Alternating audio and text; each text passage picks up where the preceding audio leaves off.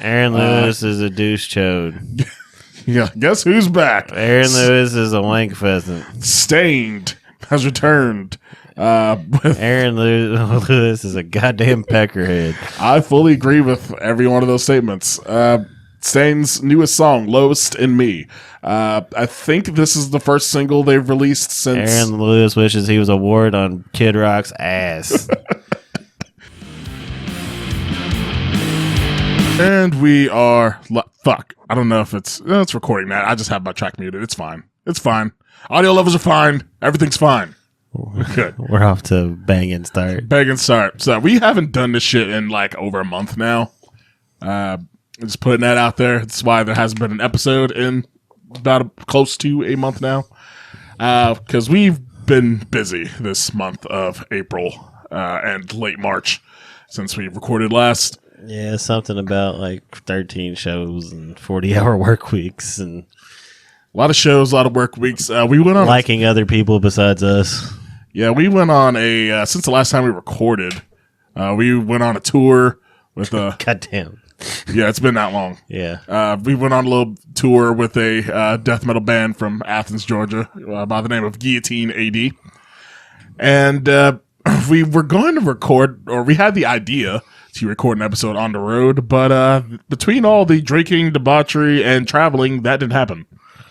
Yeah, but I got to be on a beach for like 4 hours, so... All you talked about was like the beach, like the whole 2 days before, and like the whole... That's all I wanted, dude. You got your beach, that's for damn sure. I mean, I needed it for like another 2 months, but I got it for 4 hours. Yeah, we toured through the Carolinas and Louisville on a 5-day run with Guillotine AD, going through cities like Winston-Salem, Wilmington, Columbia, South Carolina, and some others. We visited a brewery in Asheville, North Carolina for New Belgium. New Belgium Brewing, home of the Voodoo Ranger. Fat Tire, and all those good ones. We went on a beach in Wilmington, North Carolina. That was fun. Passed out in the Reggie's 42nd Street parking lot in our bus. That dude's on a beach vacation right now, and he was repping our shirt. Nice. The bartender? Yeah. Nice. Yes, we met a lot of cool people over on the run. And on top of that run, we also played shows in Evansville. No, it was like Princeton, Indiana. Which was actually after the taping of the microphone to the microphone stand, so you could even sing. Yes, that did happen. Yeah, like this place we played, they had three microphones, but only 2 microphone stands. It had all the makings to be a disastrous set, and we pretty well nailed it. And we like tapered down to our OG 3-man set for that one too. Yeah, which we've done twice lately. Yes, done that twice. Which in its own right is fun. It's kind of fun having the raw OG setup. The ability to go back and forth. Like that's I mean, it's beautiful to have a band member say, "Oh, I can't make it." It's like, "Oh yeah, we can still go play. We can still do it." Now, if like one of us does it, you know what I'm saying, do it at a high level. So yes. So yeah, we still managed, and so yeah, we were real busy with shows. This past it's not time for me to announce the date yet, but this past Saturday, we're recording this on a Monday. We outdrew the Black Keys in Akron, Ohio.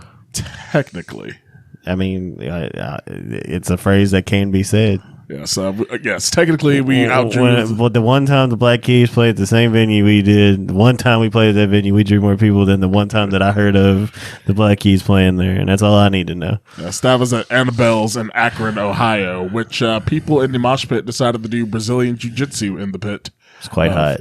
It was quite hot. But it was a couple that was doing it. After you realized there was a couple.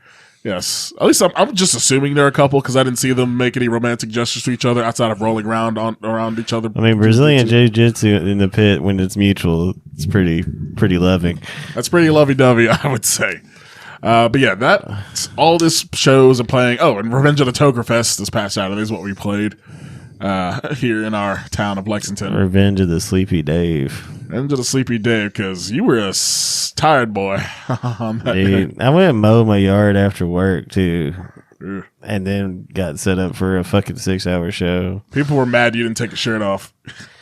I mean, dude, you got Flummox did all the nudity that was necessary for the night. Yeah, they covered the nudity. Like that was another reason why by the end of the night I was just like, "What am I even supposed to do?" Yeah, we had to follow Flummox from Murphy's. And not even just Flummox; it was the Kjarn, Appalachitari, and Flummox back to back to back. Yeah, especially the Flummox way. Especially Flummox, who's very good at the whole live theatrical thing. We can't exactly. It's a little hard to top their musicianship that they have. The energy. I mean, if you play with so I mean, I made the joke a lot of times. It's like, man, I'm glad we never played before Daikaiju. And that's kind of now they're going to be the joke for me. Flummox is like, fuck, we played after Flummox. Yeah. And a bunch of dumbasses. It's like, yeah, this might have not have been the greatest of our ideas, but it was a fun time. But it just felt like, yeah, are y'all ready to be disappointed after Flummox went on stage? Which the people that were left, because it's a long ass show, and actually the people that were left were pretty much there from the beginning. So thank you for. Yeah, thanks you to all you who are out there. I'll say that actually stuck around. Wasn't quite as successful that I wanted it to be on the draw front, but there was a lot going on. You had to compete with Lizzo at Rupp Arena. Lizzo, and yeah.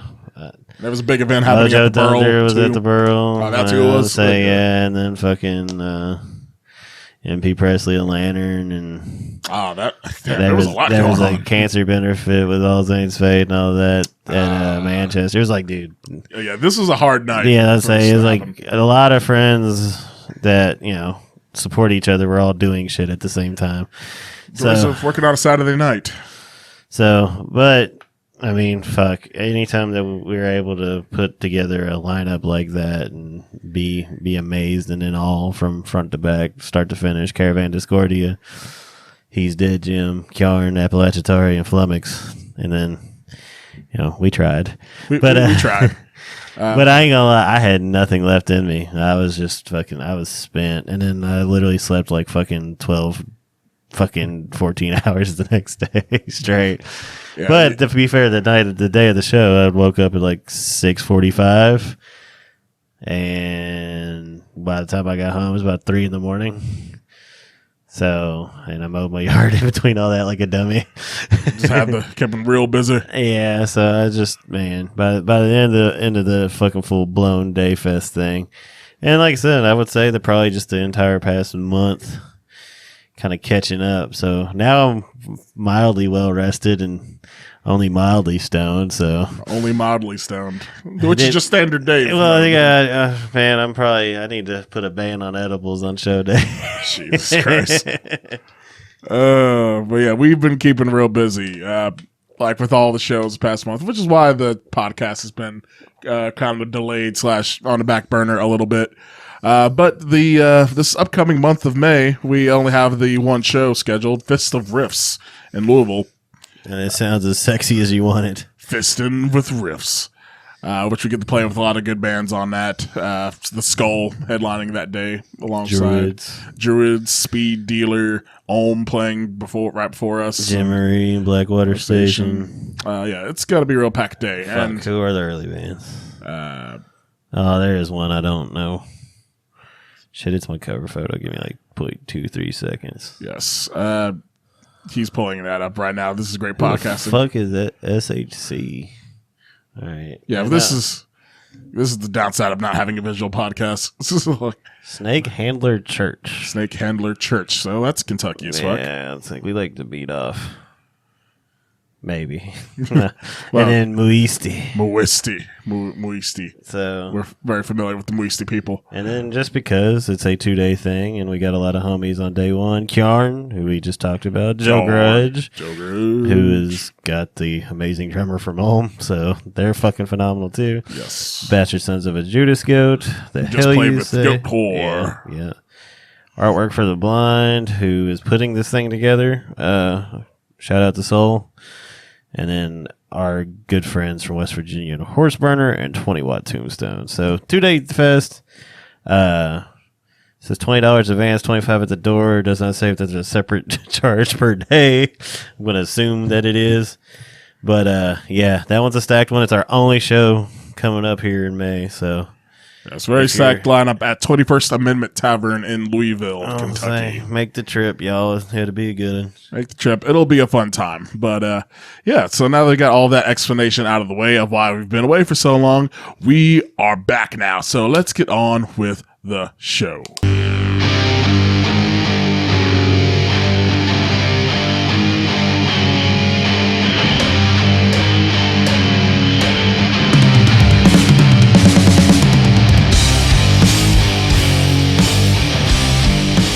Greetings, hard and heavy music fans, and welcome to episode 16 of the Heavy Haystack Podcast, a podcast about all things heavy music for music fans like you. The date is April 24th, 2023, as we are recording this. And fuck, I thought I remember how to do this shit. You did better than you usually do. Did better than I normally do. It's we're recording this April 24th. My name is Dante, and I'm here with my co-host, Mr. David Andrew Langley. That was like a solid 6 out of 10, and your usual is 2.5. For not having done this in a month, I'd say that's pretty solid. I appreciate the very hard job you have at introducing the show. Yes, for introducing the show, putting together the topics of the show, the outline, and all that stuff, and recording and editing and all the other shit. Yeah, please do all the work while I just show up and look pretty. Yes, this isn't even a video podcast. You don't even got to look pretty. You just got to sound pretty. I know, but everybody, they hear that voice, they start getting all moister than an oyster. Moister than an oyster. They're just like, oh, give me that voice, Dave. Oh, yeah, silky smooth. Give me that D voice. Oh. Hey, we got the double D voices up in this bitch. But yes, we have a news and new releases episode of the Heavy Haystack Podcast for you today after we've been away for a bit.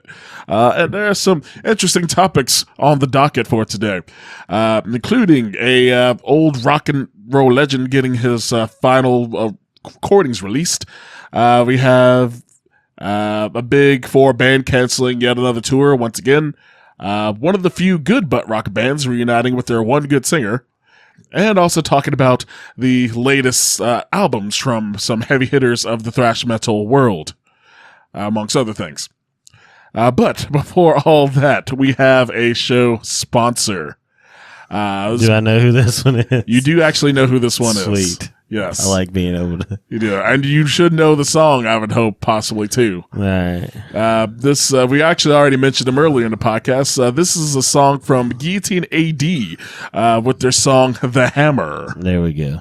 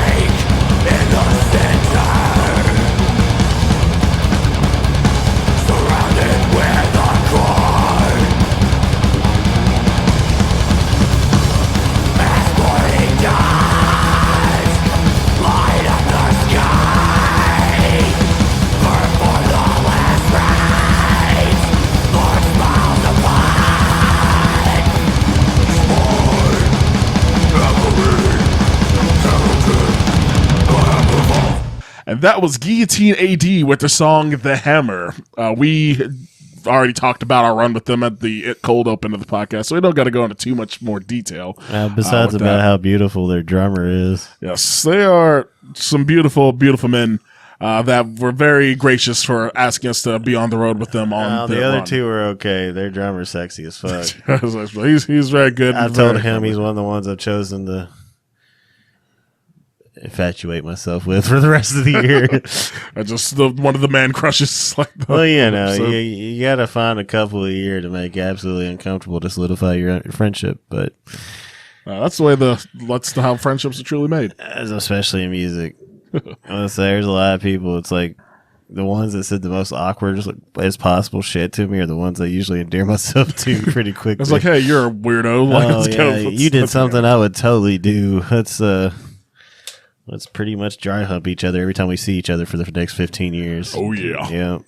But, Guillotine AD, that was some quality groovy death metal for your ear holes right there. That was from their Born to Fall album, which came out in July of last year in 2022 via M Theory Audio recordings. One of their music videos, they're repping a Storm Toker shirt. Yes. It's probably the one for the Hammer. For this song, actually, I think. Because they had two singles. They had The Hammer, and they also had Is it Born to Fall? Born to Fall is the name of the album, and also a track on the album as well. Whatever. There's a music video where the bass player looks sexy in a Storm Toker shirt. The drummer's just a sexy man in general. Little Evan Posey, drummer for Guillotine. The guitar player got me drunk enough for me to find him sexy too. So that's how you got to just get David drunk. Yeah, South Carolina man, he made my night. Oh yeah, like if we got plastered pretty. I got the worst plastered on the Wilmington show on the Friday. Everybody, I was sleeping on a pillow up next to a tree because I didn't know where the vomit was. You slept outside by the tree? Yeah, for a minute. So you slept outside by the tree. I slept in the driver's seat of the bus. Travis set up their mattress outside behind the bus. And Anthony slept in a chair after puking inside of the bus on the floor.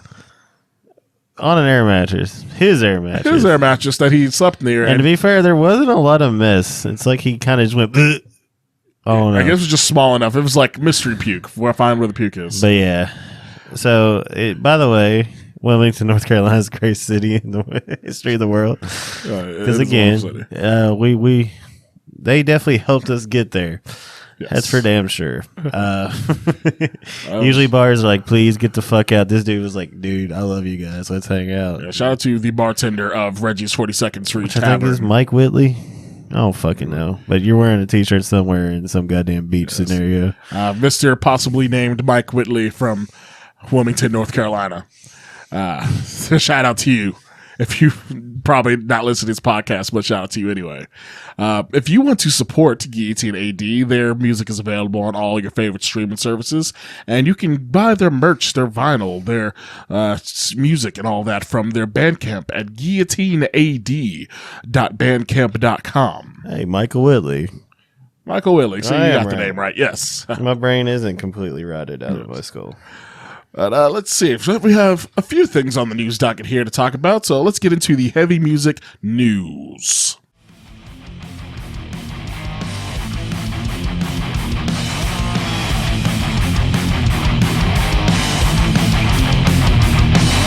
So, on the first story for the heavy music news, something that this is start off with some positivity. We don't even got anything overly negative on this episode, I don't think. But this is... okay, about the news, my bad. Okay, yeah, we do... Okay, I guess we do have some negative stuff to talk about later on. But the first bit of news, the surviving members of the band Soundgarden and Chris Cornell's widow, Vicky Cornell, have reached an agreement to release the final recordings from Chris Cornell that he did with Soundgarden.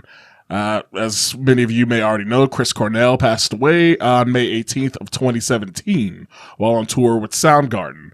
During that time, the band was working on their next album follow-up to their last album, 2012's King Animal. And so there's at least some recordings that were done with the band that will be seeing the light of day after they settled this out of court because they didn't want to involve the court with the details going back and forth of trying to like see about the rights of recording and all that. But this is one of the latest of many legal battles the band has had with Vicky Cornell as well. They've had other battles in like 2019 over unpaid royalties, and a second lawsuit over access to the band's social media accounts. But they've at least managed to find common ground on this one and come to an agreement on releasing these final recordings. It's always baffling how complicated a lot of that shit gets.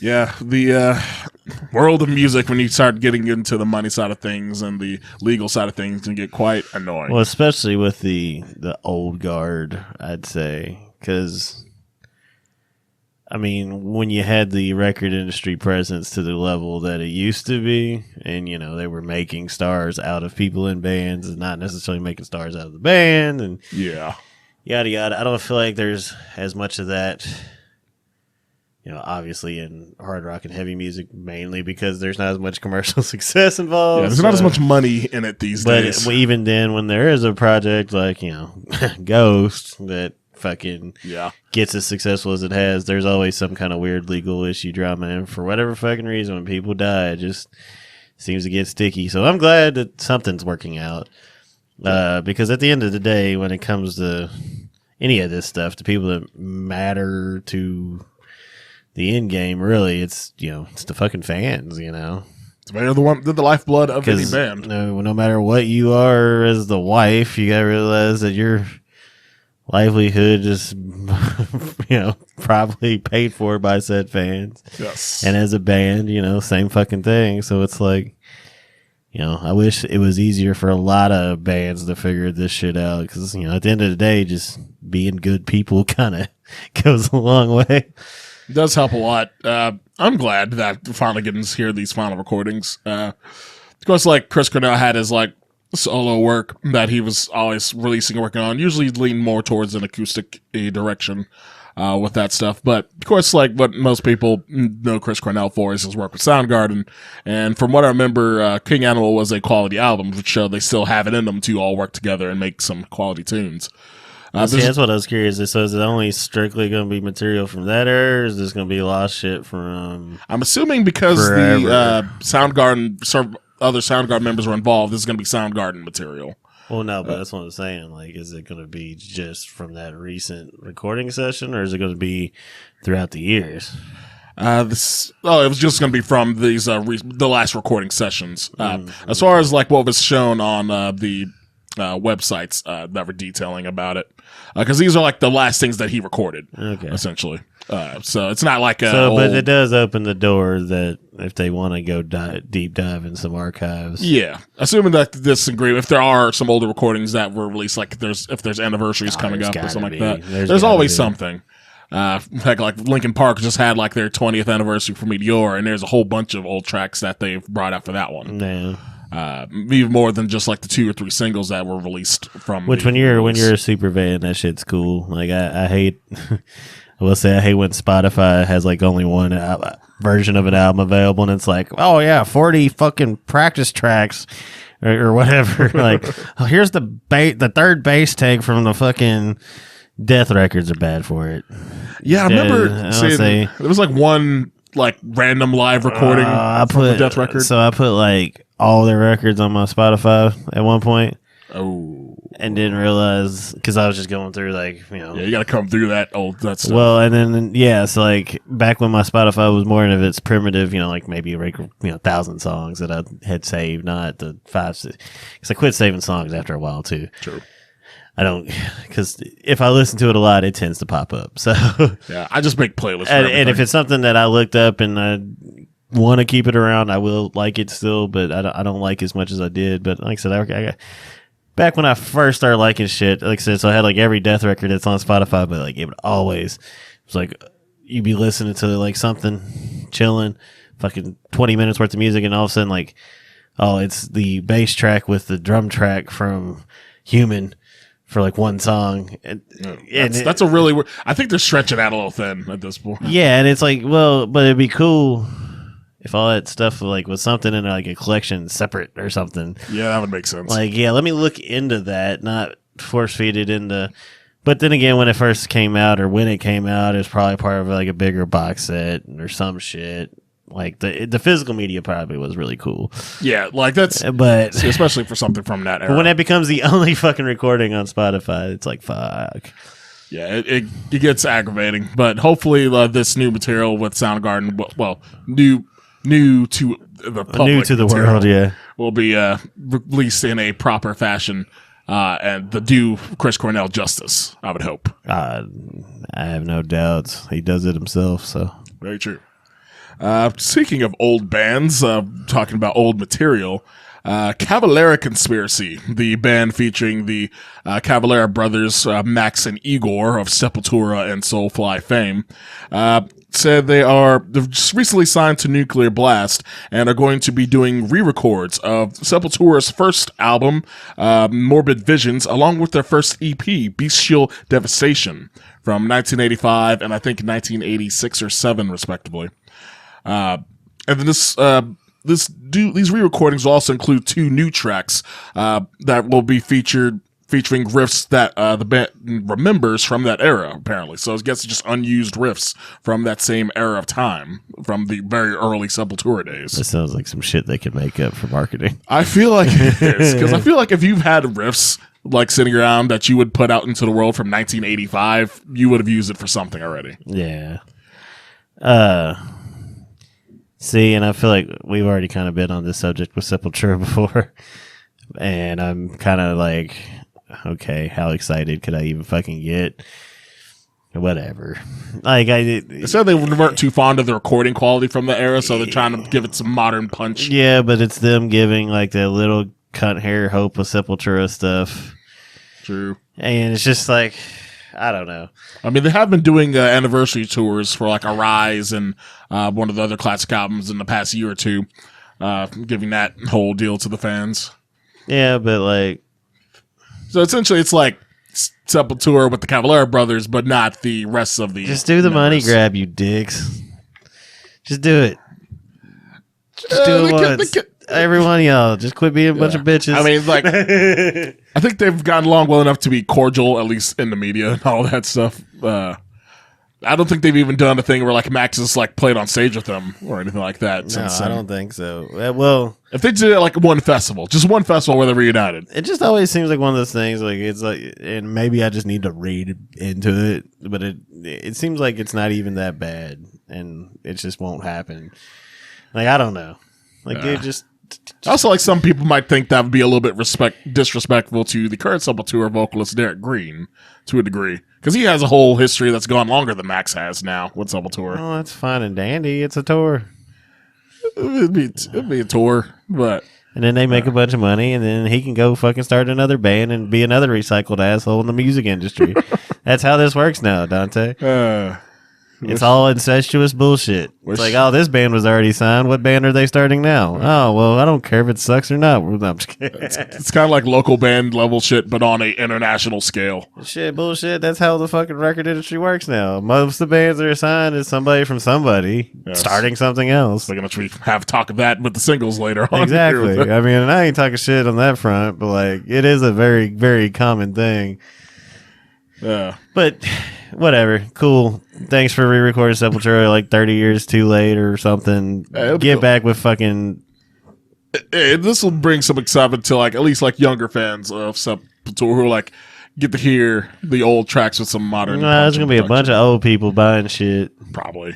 That's how it bunch often of goes fucking with these things. old Full Terror Assault 60-year-old motherfuckers that you see up there. They're going to be like, hell yeah. They're doing it. They're doing that thing. Speaking of some hell yeah brother shit, we have 3 Days Grace. 3 Days Grace. They recently reunited with their original singer Adam Gontier on stage in Huntsville, Alabama for the last 2 songs of a set they played down there. Why the fuck's he in Bama?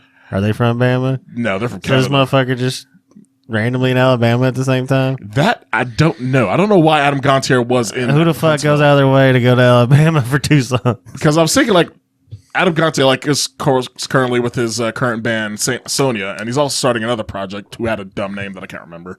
But they for the last 2 songs of the set that currently 3 Days Grace is on tour with Shinedown. And they, for the last two songs of the set, they played two of their classics, the songs Riot and Never Too Late from their album 1X. Did this news come out like 3 days late, like via Pony Express, because it's in the middle of Alabama? No, this came out. When it came out like the day after. Oh, see, I'm hearing the hooves beat the dirt. Oh man, really, like outside of like, fuck, I'm getting this goodbye. Sorry for that visual. And like a horse left the venue with a dude, just like, we gotta tell somebody that the 3 days Grace guy's back in the fuck band in the middle of Alabama. This happened at the Von Braun Center in Huntsville, Alabama, and of course, like Adam Gante left the band in 2013. I forgot to write that part down. It was like 2013, 2014, around that time. After his last album with them was in 2009. Which out of the so-called butt rock umbrella, 3 Days Grace is one of the bands that I actually enjoyed with Adam Gante. That is, the new singer's Dog Poo Poo. Never liked him. He's the brother of the drummer, and he's the guy that sang that porn star dancing song from My Darkest Days. Remember that booty hole track? I don't remember nothing about none of this shit. Yeah. Well, like, what's the 3 Days Grace song? What's the one? Never Too Late. Just Like You. Yeah, I know. It's never too late. It's never too late. You know that. You've heard the song. Boom, ba-doom, ba-doom, ba-doom. Acoustic guitar intro. Type of thing. What's the other one? I Hate Everything About You. Oh yeah, you know that. Like, I heard that all over. Hey. Yeah. Everything. Is that the first singer? That was the OG singer. Yes. And that's this guy. Yes, that who we're talking about. Adam Gante. Yes. You come back too, you dick. Go for the money grab. Yeah. This might be. They said that this was like they're kind of hinting that this could be the start of something. That's why they did it in Alabama. They're like, let's make sure he's all right still. Like, yeah, but this it was all over Twitter apparently, where people were like super hyped that Adam Gante rejoined the band on stage. Of course, he's with San Antonio, who is much better than current 3 Days Grace is right now. That's for sure. Of course, San Antonio is the band Adam Gante has with some other Stained members as well in that band. But they make some good music for the style, though. I enjoyed their EP. San Antonio sucks. San Antonio. San Antonio got some big old women, Kenny. Oh, boy. I have family. Victoria's a secret down there, Kenny. I got family in San Antonio. they wear nothing but bloomers down there, Kenny. Boy, which just dissing on Texas. Them big girls down there eating churros. Sugar flying everywhere, Kenny. Oh, dude, Chris. The Charles Barkley lives on. Always. Forever. Oh, best basketball man ever. Best basketball man. But yeah, there's no confirmation over if this is like hinting at a possible tour with Adam Gante. Is San Antonio and 3 Days Grace going to tour together in the future? Well, we're still waiting for the news to come out of Alabama and all that. But out of like the old butt rock bands, with Adam Gante's era of 3 Days Grace was one I actually enjoyed and still enjoy from time to time these days. The opinions of Dante Montgomery are not fully representative of everybody on this podcast. Look, some butt rock is good. Some of it is. That was one of the good ones. Death to all butt metal? No, death to all the butt metal. Yeah, butt metal. Death to all butt metal. No, death to all butt metal. That's what I said. Butt metal. Yes, butt metal. Butt Sarah rock, Silverman's so hot. Never mind. What? I love me some Sarah Silverman. Where'd Sarah Silverman come from? She's in. I just quoted the Steel Panther music video. I don't know. Death to all butt metal. I forgot Sarah Silverman was in that. She's like the sexy teacher through part of it. That's right. Or a principal.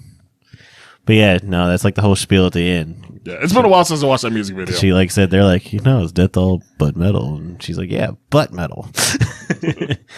But yeah, that's all I got on 3 Days Grace today. Yeah, fuck the Goo Goo Dolls. They can suck my balls. I also have one to do it. But anyway, a band that you actually do like, at least I think you like them, or liked them at one point. You better quit assuming shit. Anthrax. Yeah, they're pretty fun. God damn it. I've only seen them like 6 times. Anthrax has canceled their upcoming European tour again.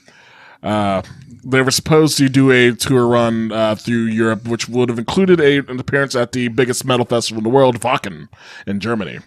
But they've had to cancel due to, quote, logistics issues, which means they didn't have the money for it, essentially. They also canceled last year and for the European tour as well, citing financial issues, with bassist Frank Bello from Anthrax citing that touring costs have tripled from the norm of what they're used to, and said they're fine usually going overseas to do a tour and coming out with a little bit of a loss just to play for fans, but with it being so expensive now, like triple the cost, it just wasn't worth it, and they would have been in the red for a good long time if they did do this tour. Which is absolutely absurd considering the stature of said band. Yes, one of the big four. Apparently, can't make enough money to cover a European tour, where they're possibly liked more there than they are in America. I'm not sure with the big four status bands. I know the next four do better in Europe than they do in America, but I assumed that the big four would as well.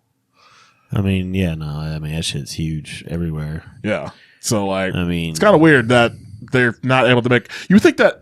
I know that there's been a whole lot of talk about bands having trouble with, like, merch cuts and stuff and, like, touring costs in general throughout Europe and in general. Also, got to think about just bands that are used to taking bigger cuts of the pie in general. That, too. So, I mean, if they're just a band that's living up to a certain standard, Feel like Anthrax probably they might not be able to scale it back down enough to be like, yeah, because like Anthrax, if they were wanting to play like 1,000 cap rooms, they could do it probably, but they don't want to play 1,000 cap rooms because it looks bad if they were to do that. Well, see, I don't know if that's necessarily an issue either, because when they've toured the States, I mean, hell, they played at Expo 5 with Testament. Expo 5 was maybe 1,000, maybe 1,500 at the most. But what year was that? I mean, this is modern era Anthrax, so I mean, post Belladonna being back in the band. Yeah, that does seem odd. I mean, if you look at, there's like a live video from like the first tour when they got back together. It's a pretty clubby spot. So, I mean, they're not necessarily opposed to that either. But, you know, again, it's different when you're a headliner on a tour and dictating expenses when you're just another band on a bunch of festivals. And yeah, there's probably a lot of moving pieces in the Anthrax camp when they're doing a headlining style tour. A lot of mouths to feed, a lot of people to pay, a lot of traveling expenses. I was gonna say, you got to think about the staff that ends up getting signed on, that, you know, if they're not playing X size rooms, they don't need X size staff. And I mean, it gets a little more complicated when you're talking like these big bands. Yeah. But it is pretty disconcerting when a band on the stature of Anthrax, who's arguably, you know, a top 15 metal band overall all time, on top of being, you know, in the big four. Yeah. You know, and they're at least in the top 20. I don't know. I'm not sure. Like, because like they looking at their streaming numbers, they're kind of like, of course, they're on the upper tier because, like, it's Anthrax. Yeah. But still, like, they're not, like, big. Like, as far as their streaming numbers go, they're on the same level of, like, a Trivium or a Lamb of God these days. Yeah, but, again, with the legacy acts, there's a lot of those old motherfuckers that ain't streaming them either. That is true. Because that's one thing I always say, keep in mind. It's like, look how big some of those streaming numbers are, and then think on top of that how many old motherfuckers that are listening purely record only. Or, you know, they got more fans that have died than we have that are ever going to live. Yeah. So it's the problem that probably would help their chances if they were able to get this new record that they're working on out anytime soon. But Charlie Benante has already said that the new record won't be out any earlier than beginning of next year, 2024. And he's probably liking his Pantera paydays too. Oh, yeah, his Pantera payday is probably quite nice, I'd have to say. So he's probably not overly concerned about this tour getting canceled himself. See, I would argue that part of the issue might be that too, but you're just not hearing about it. About like the touring conflicts. Well, yeah, because I mean, financially, especially with those fucking festivals and stuff, why would he leave to go do Anthrax? Yeah, with those big. Because Anthrax has been kind of one of those weird bands that like they don't particularly like each other a whole lot. Yeah, it seems like there's. I don't want to speculate on all of them. I do know that, but Joey and the rest. Joey is definitely not like fully, the outside loner cut type. Yeah, like I remember a few years back. Like, it was around the time that For All Kings, their last album in 2016 came out. Joey Belladonna said that he's somewhat satisfied with his position in Anthrax currently, which he's not exactly enthusiastic about it, but he's there. Yeah. Which you'd wish he'd be like fully happy, but at least he's sticking around and doing the songs. Yeah, so I don't know. Like I said, I'd like to read. I mean, I think you could read more into it than just saying, "Oh, financial issues." Because, like I said, again, if Charlie's making as much money as he can on these Pantera gigs, and it's not going to be as lucrative. Yeah, that's not going to be. And it's not like Scott Ian didn't do enough VH1 specials back in the day to be loaded forever. Oh, yeah. I knew about Scott Ian from those VH1 specials before I ever listened to a note of Anthrax before. Because I just remember, like, who the hell's this bald dude with this, like, dyed red beard? That's on I all would these say shows. it's probably 70% of this generation anyways. Possibly. I mean, heck, same thing with Ozzy. Like, the Osbournes TV show, like, introduced him to a whole lot of people, too. Yeah. That's kind of how I learned about him. Yeah. I did hear, of course, I heard, like, Crazy Train before, but outside of Crazy Train and Iron Man. Yeah, but, I mean, that could have been the first time people put the face to the name. That is true. Yeah, because Like, if you you're probably talking heard on about the radio. just mainstream, it's like I said, mainstream's a completely different ballgame.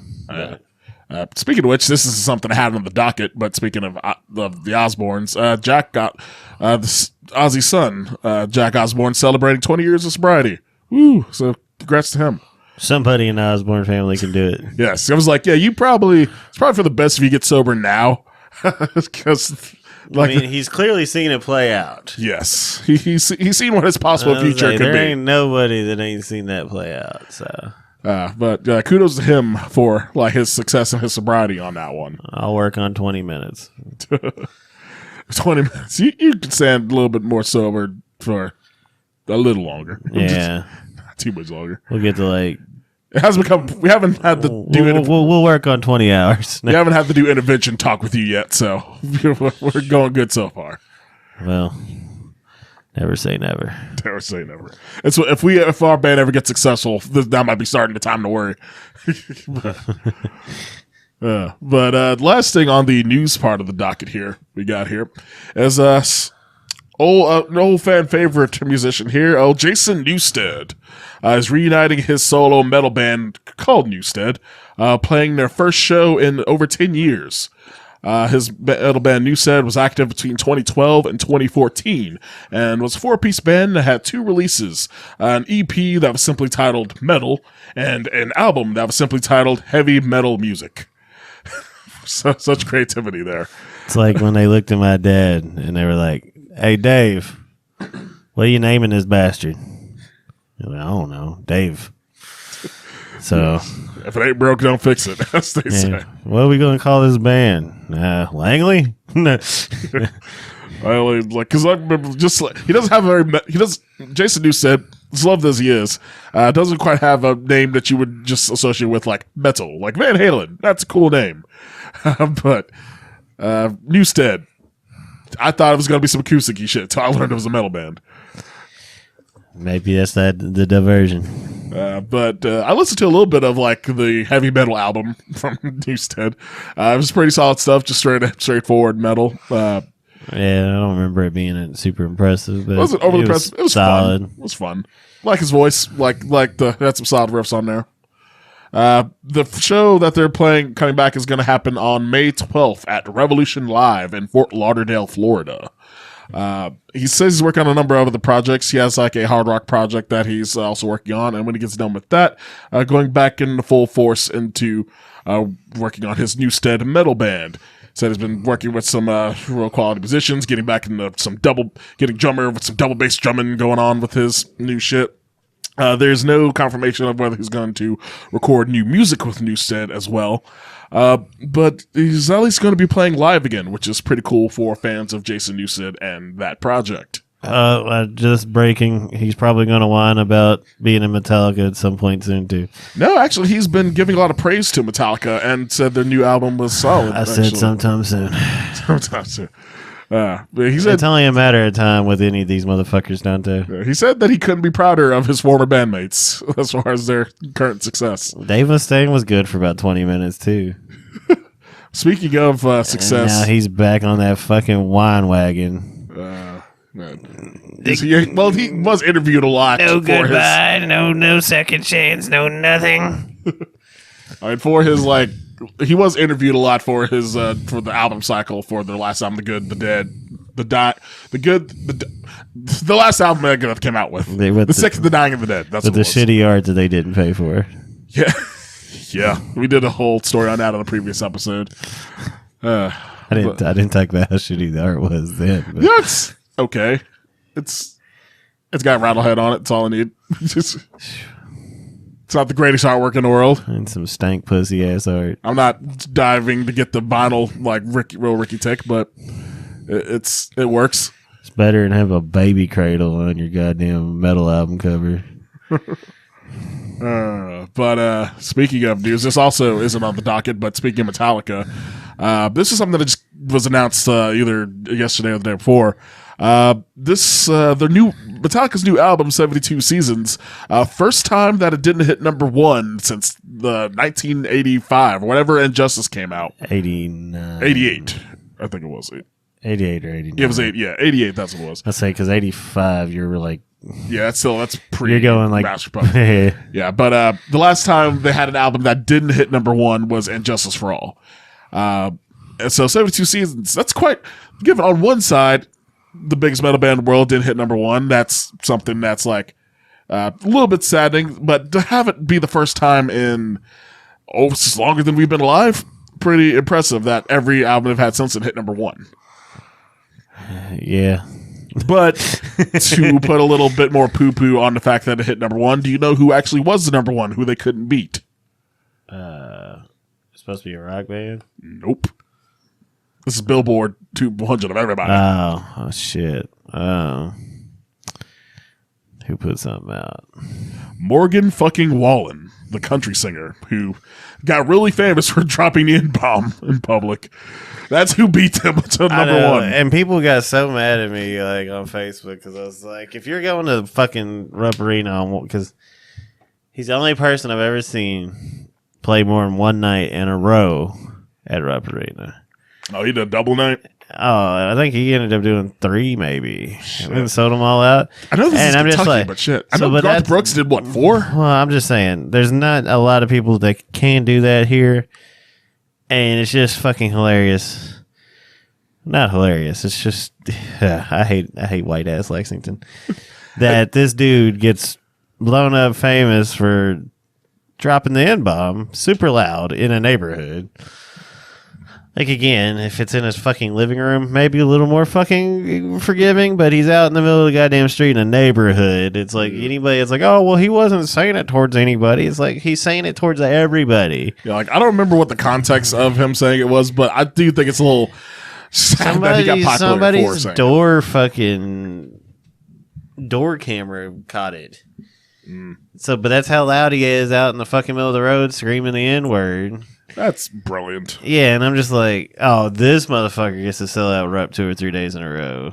Dropping like, N-bomb, nobody get else famous. fucking get to do that shit. But like this dude, the one guy that we're like, yeah, let's just fucking give him all of our money, is the guy that got famous for dropping the N-bomb. I say, like, I never heard of Morgan Wallen until the N-word thing happened, and now I can't not hear his name anywhere. I know, and it's always some fucking attractive ass chick from nowhere, Kentucky. Oh, gotta love who we like to give our money to it's around like, here. God damn it, I have not many choices around here as it is, and y'all, you Morgan Wallen bitches, are making it even harder. Jesus Christ. Make sure you start speaking into the mic. Yeah, there we go. You hear the full voice. But yeah, I mean, hey, I ain't worried about Metallica not going to number one. I'd say we'll get into that, but I'd say it's not the most deserving one.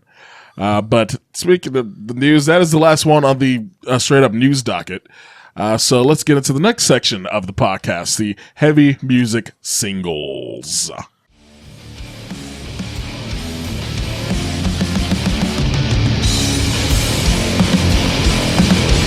And we have a diverse slew of new singles that were released this past week. Oh, fucking past poopy Friday. soup. There's some poopy soup. There's some solid stuff in here. There's a mixture, I would say. I mean, there could be like good carrots in a soup, but the soup be ass. Okay. But the first one of the singles also kind of doubles as a news story of sorts. A new supergroup has been formed. The band is called Better Lovers, and they've just released their very first song called 30 Under 13. This band features Greg Puciato on vocals, best known from Dillinger Escape Plan, Jordan Buckley, guitarist for Every Time I Die, and Will Putney, who is both producing and playing guitar, who is known to be from Fit for an Autopsy, as well as producing some quality records for the likes of the Acacia Strain, Body Count, and many, many others in the modern metalcore and hardcore and deathcore worlds.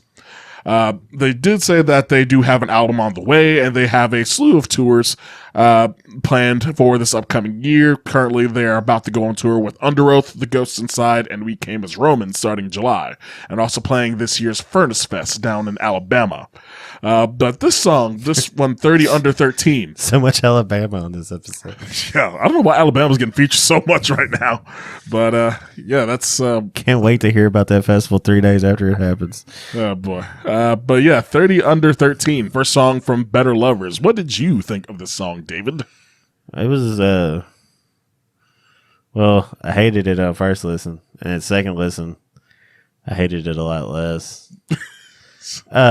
It's positivity. Well, so like I knew after our whole thing with I needed to listen to Dillinger for this podcast eventually.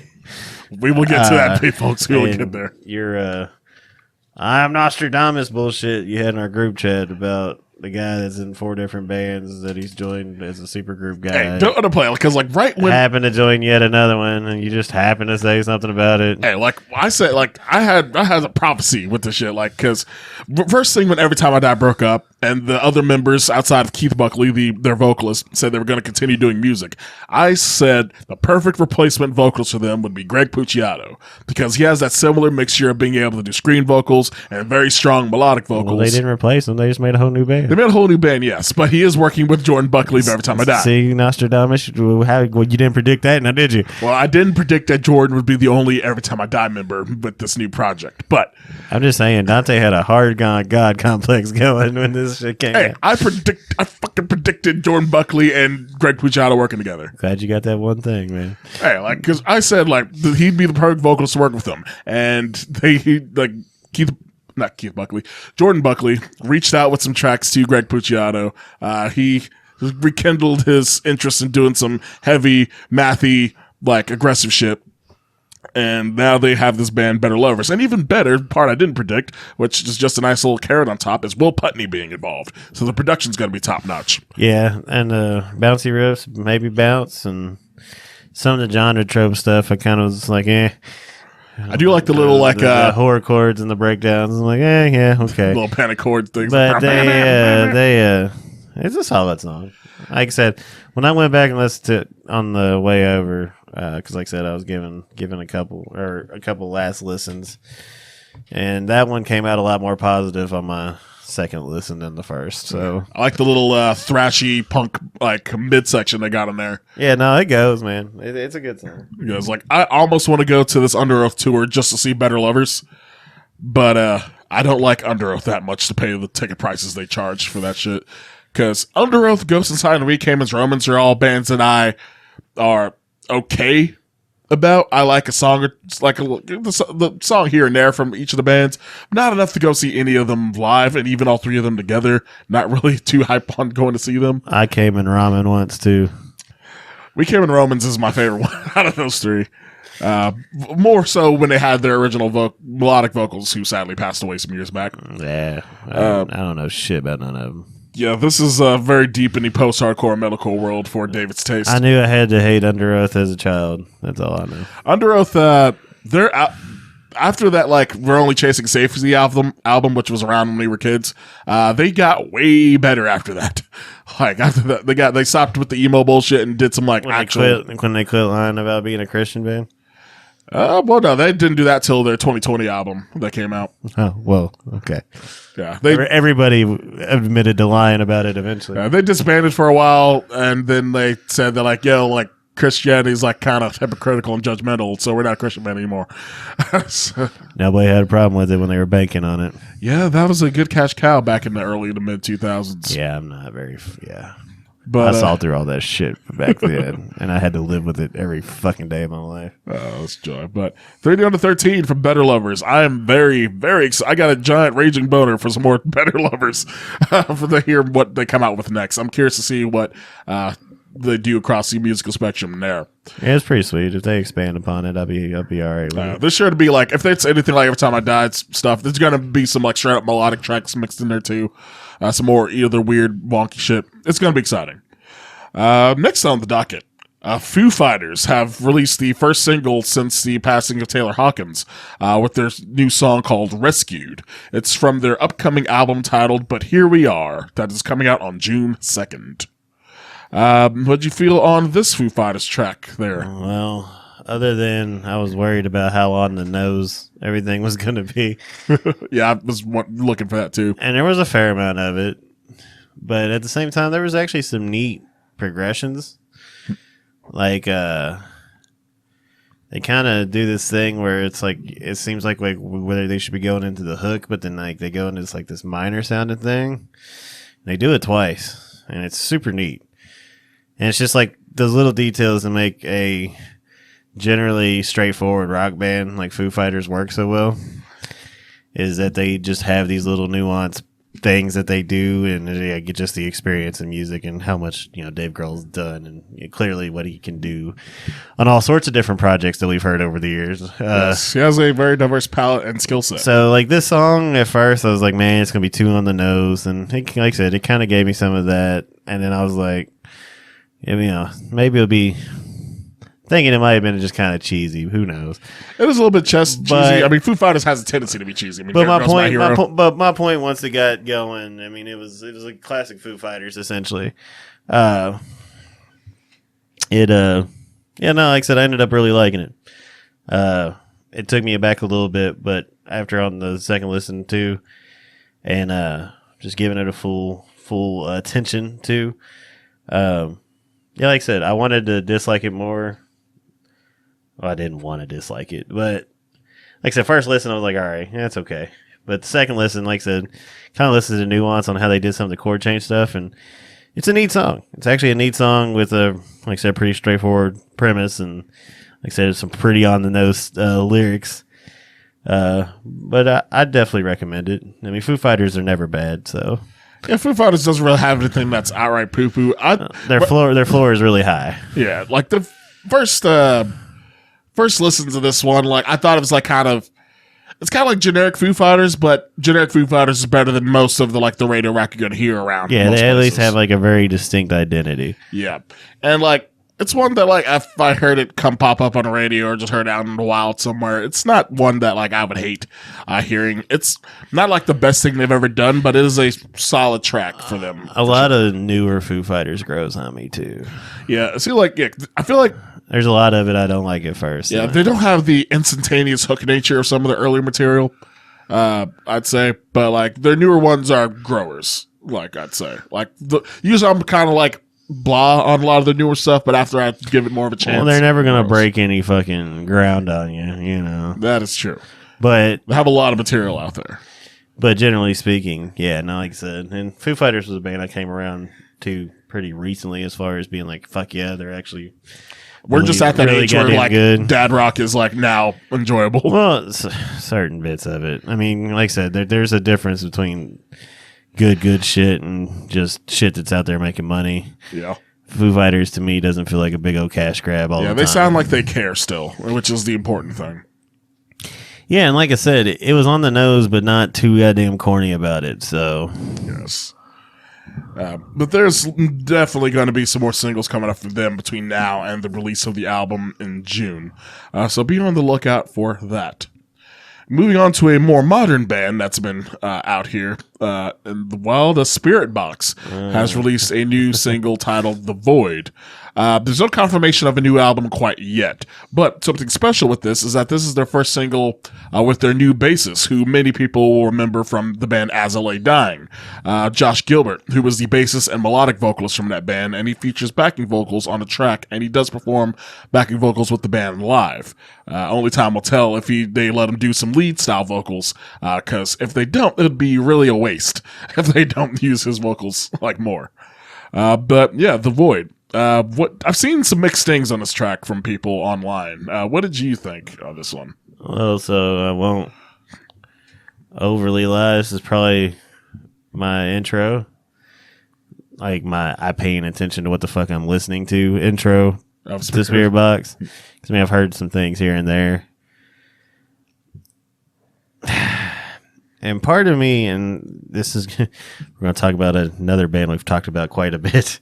Oh, joy. It's the modern pop qualities that are bleeding over into the modern metal. Because pop sensibilities always bleed into all the other styles of music, whether it's production or just whatever. Like what makes songs popular in the 80s and what made songs popular in the 90s. Like the pop songs, there's a little bit of bleed over somehow. And it might not be as subtle as, or it might not be as obvious as some things, but like there's a lot of subtleties to it. Because I mean, I'm just thinking back to like how drummers played drums in the early 80s before, you know, like double kick really got integrated and like speed started getting emphasized. Like there's a lot of Judas Priest songs with like disco beats in them. Yeah, there was a lot of that. So like, but that's what I'm saying. Like pop sensibilities exist throughout music history, no matter like nobody can really avoid it. Oh yeah. Because it's the shit that everybody's hearing, everybody's listening to. A lot of the biggest metal bands like sneak it in the creative way. And any band that gets in business-wise starts having to pay attention to it. Yeah. Like once the money starts rolling around, people that make money, that recorded these albums, you know, like, you know, pop producers that do heavy albums and stuff like that.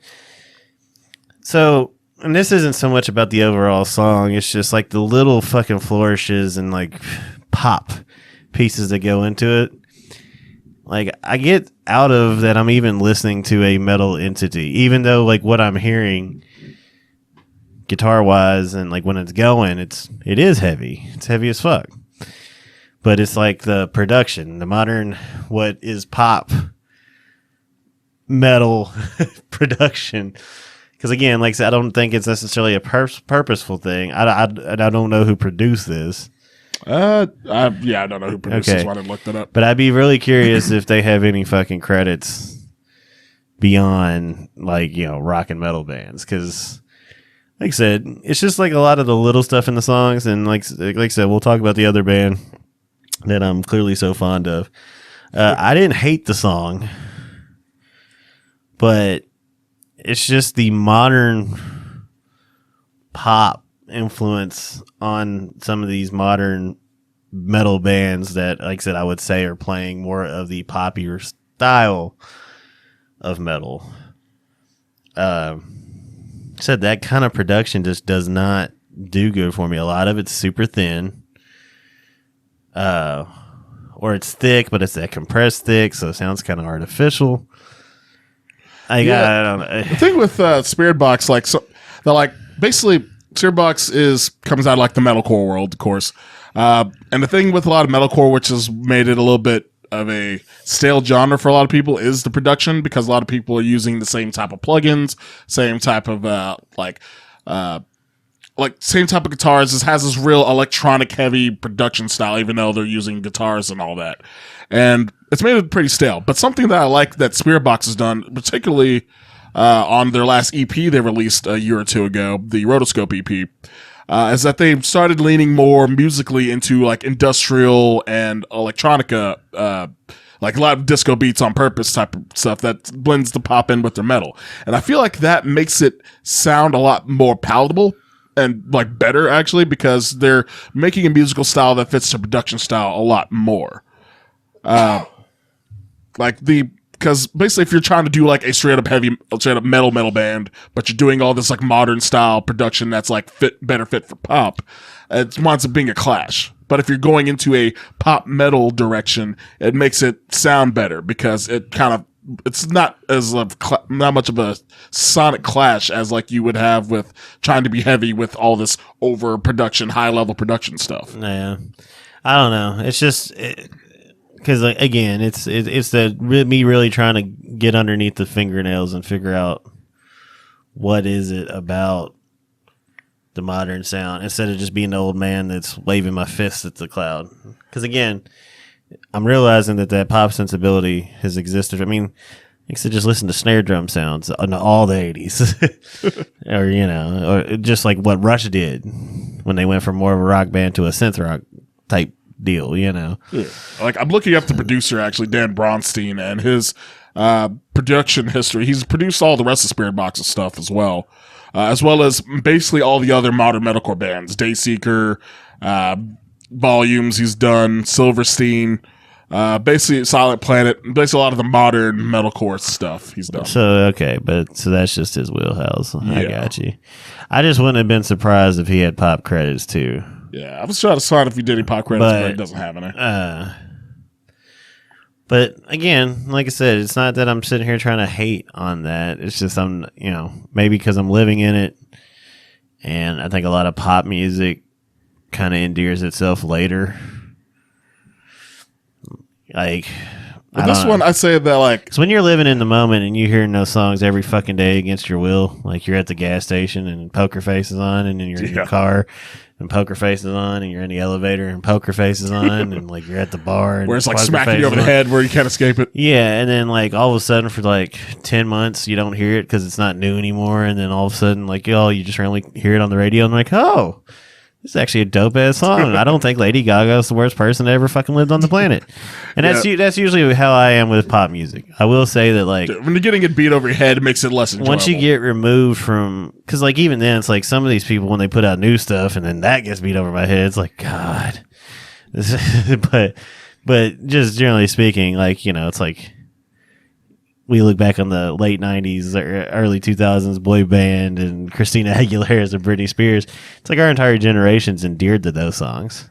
Yes. No matter who you are. Yeah, like I just do enjoy me some Toxic. If you hear fucking I Want It That Way come on at a metal show, I guarantee you have to cry. Oh yeah, the crowd singing that. Yeah, so that's what I'm saying. It's like I'm just realizing that maybe the modern pop sensibility with metal as of right now, I'm hopeful that it will grow on me eventually. Like I said, I just think it's living in the moment of it, and I'm just like, okay, I'm not so sure. I will say that Spirit Box took a bit to grow on me as well. Essentially, like I kind of like got into them same way that a lot of people got into them, which was in 2020 through their Holy Roller song, which that one was kind of a bait and switch for a lot of people when they started making more tracks. At the time of like Holy Roller, they had maybe about 3 tracks total out at the time.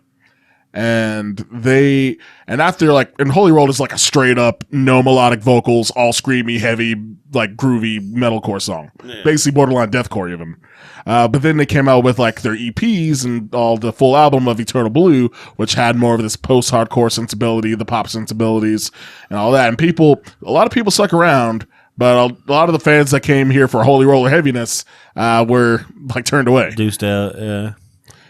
Yeah, like I said, I know that they're another band that's on the hype wagon, and I've talked about how I feel about a lot of hype wagons on here. So just be patient. Be patient with me, even though there's one of those hype wagons we're going to talk about again. I'm not sure if Spirit Box is a band that you would really get into eventually. I do enjoy them. It took me a bit to get into them.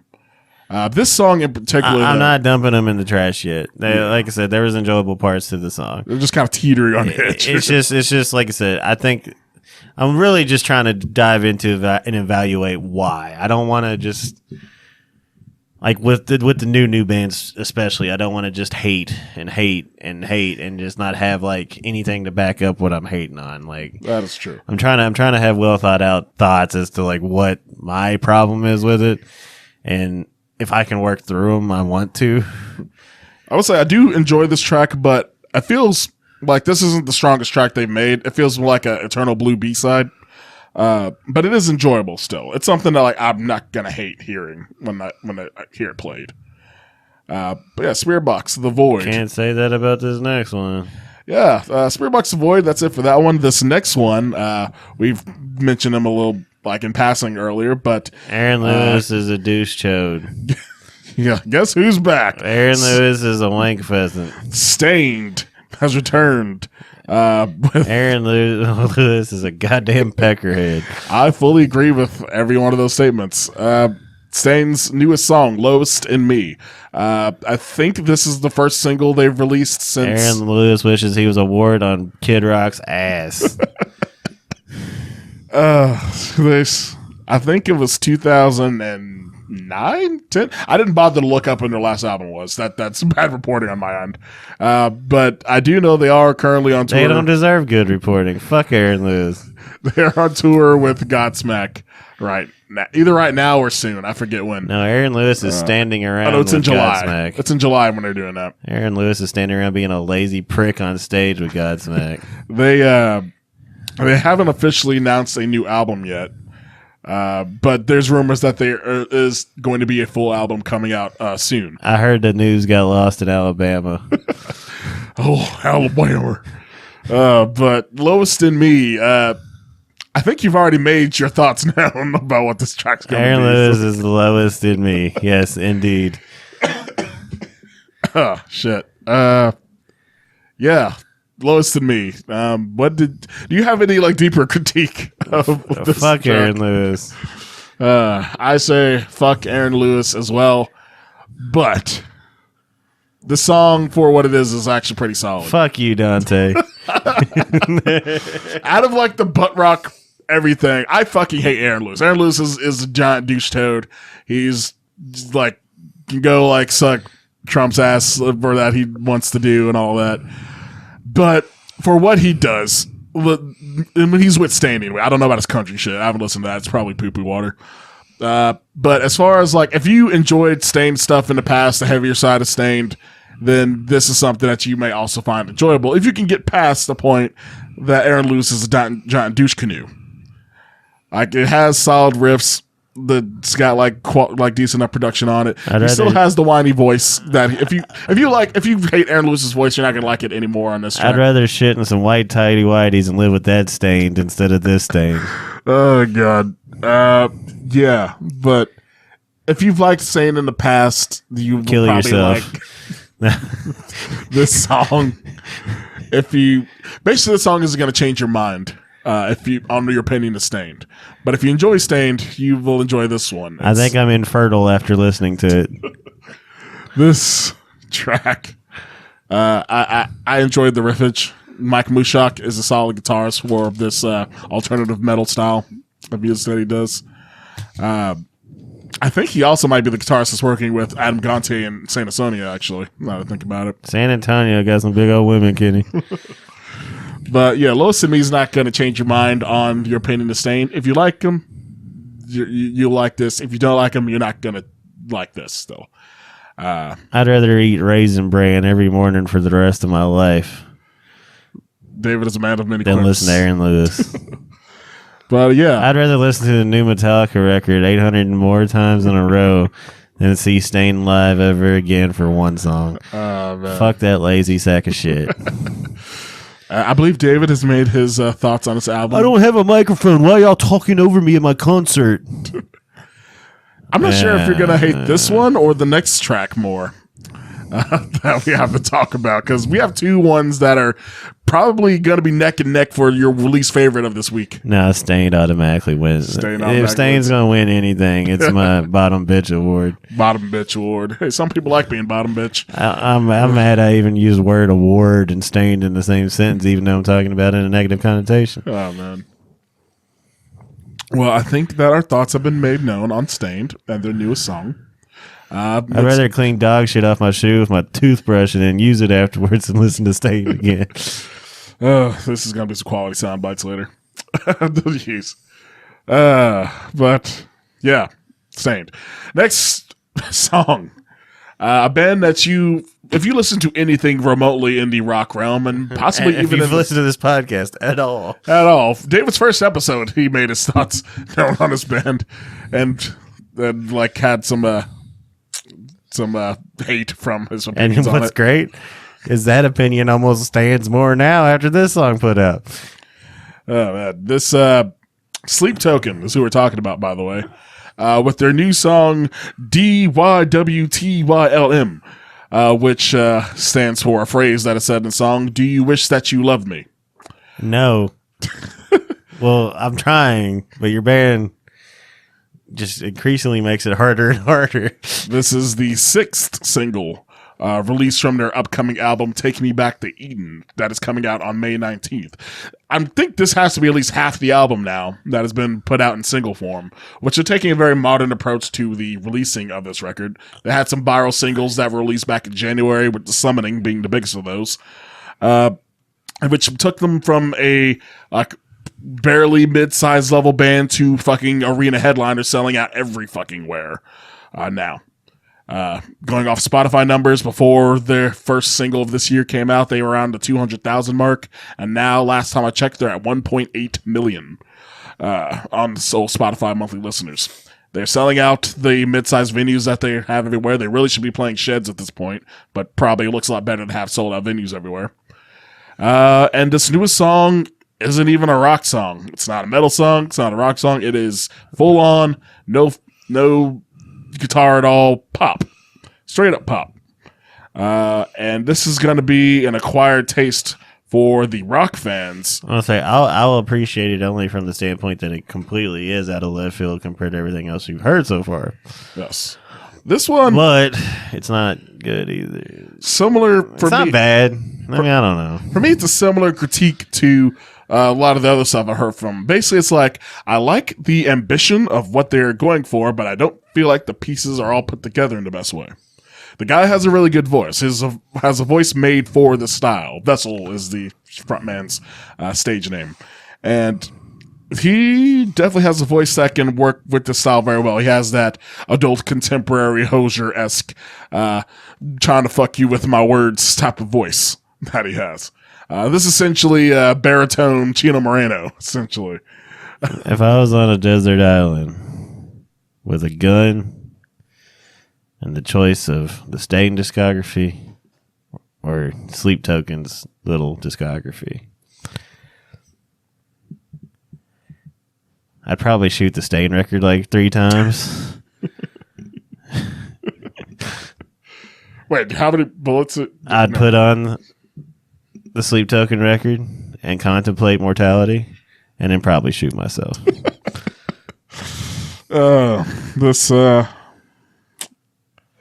Sleep Token. But again, I don't want to hate this that bad. That sounds like you want to hate this pretty bad. That's why I was trying to give them one more listen on the island before I shot myself. God. But they are on they're on red alert for me as far as finding anything to really sink my teeth into and enjoy truly. One thing I don't want to be that way.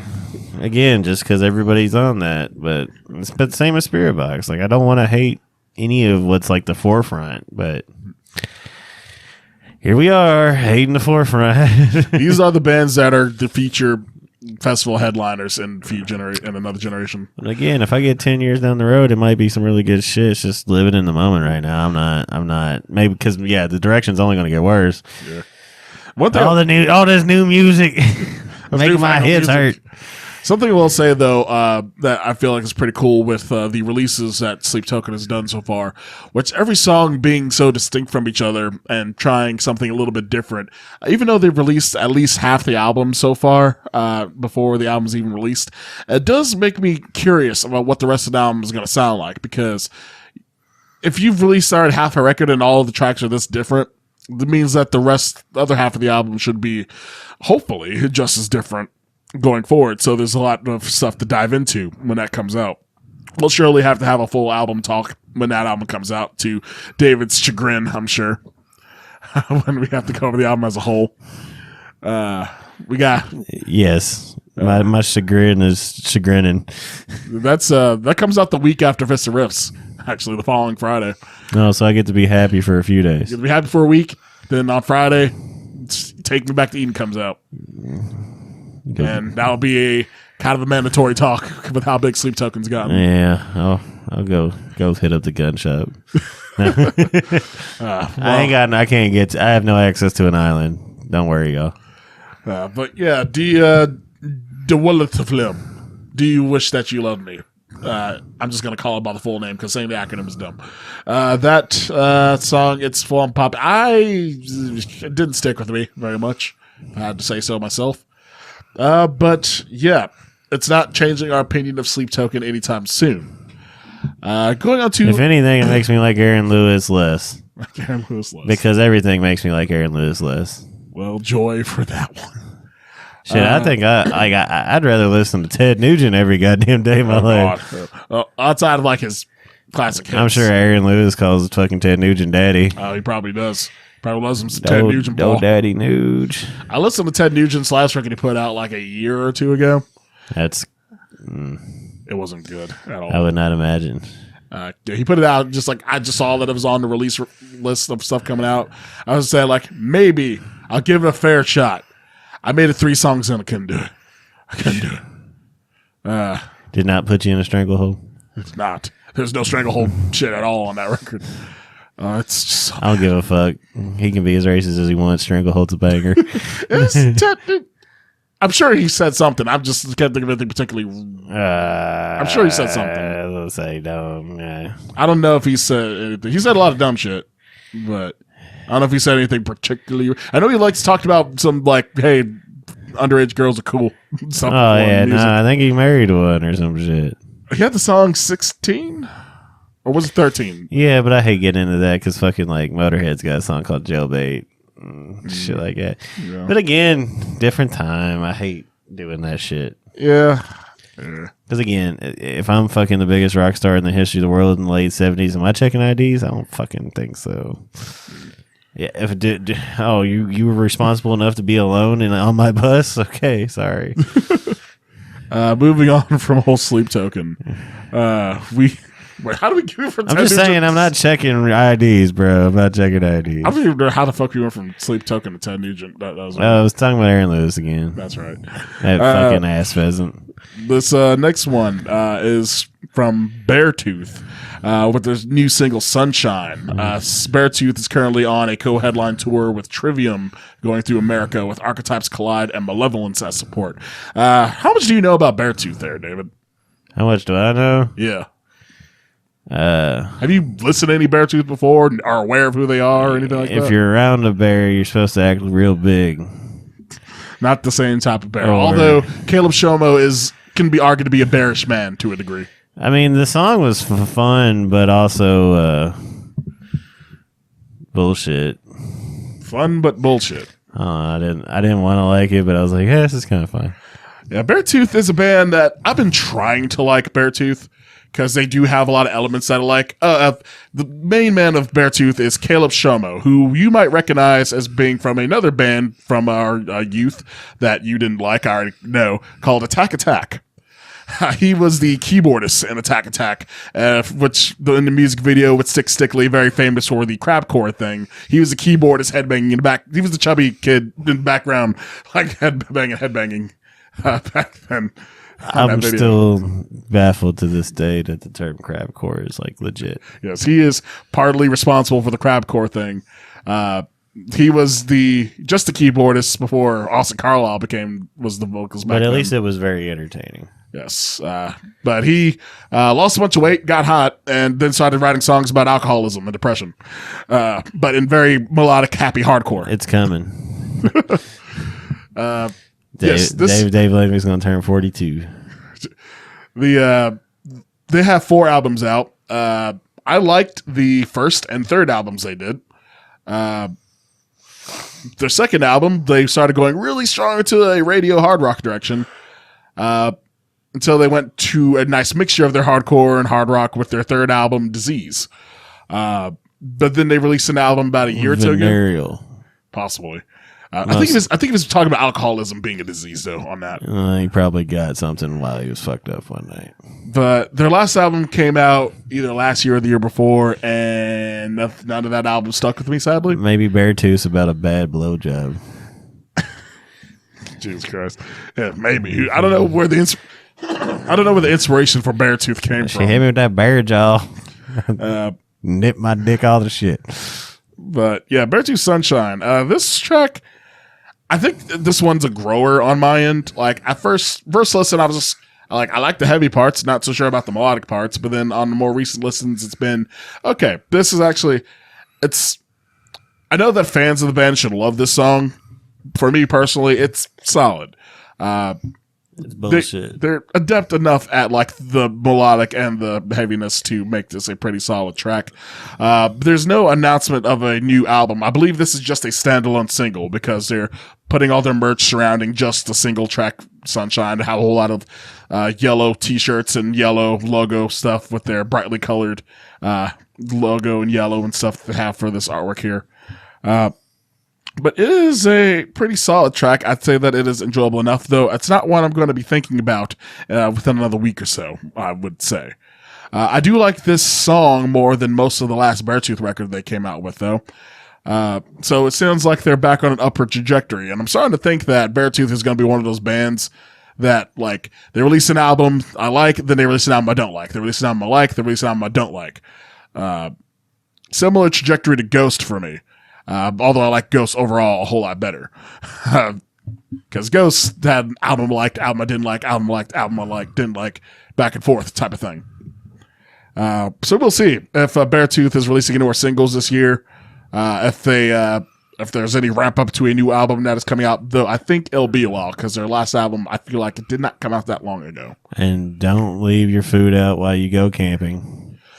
Because then the bear's going to give you the tooth. Or Aaron Lewis will start bitching at you. So. And nobody wants either one of those. Nobody needs Bear and Lewis. Bear Lewis. We have one more single here for you to talk about. An old one from our high school days, a band. I don't know if you like this band or not from back then, but Bleeding Through. With this original people? I don't know who, outside of the singer, I don't know who all is original in the band Is left. the chick keyboard lady the same or no? Not sure if it's the same one. I don't think it is. I think they got somebody different after a while. Well, I mean, I was never like super into them back in the day, but they were not offensive either. Yeah, for those unaware, Bleeding Through was a pioneering band of mixing black metal into hardcore elements. I actually had it in me to say that this was my favorite until I re-listened to a couple things. Actually, really.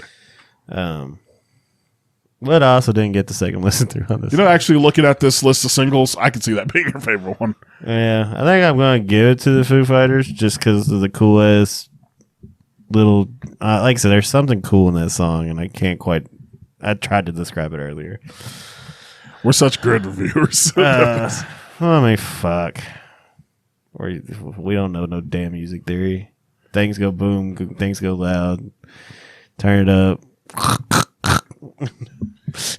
That's my guitar riff right there. I'm gonna tell Anthony to play that at practice next time. Just static. Just give me some. Bleeding Through. A little heavier though. A little heavier than that. I need a deep throat, not high throat. But this Bleeding Through's last release was their Rage EP of 3 songs that came out in July of last year. And their last full album was way back in 2018 with Love Will Kill All. Goddamn, I didn't know they was that recent. Yeah, like Bleeding Through. I thought that was the one that dropped off.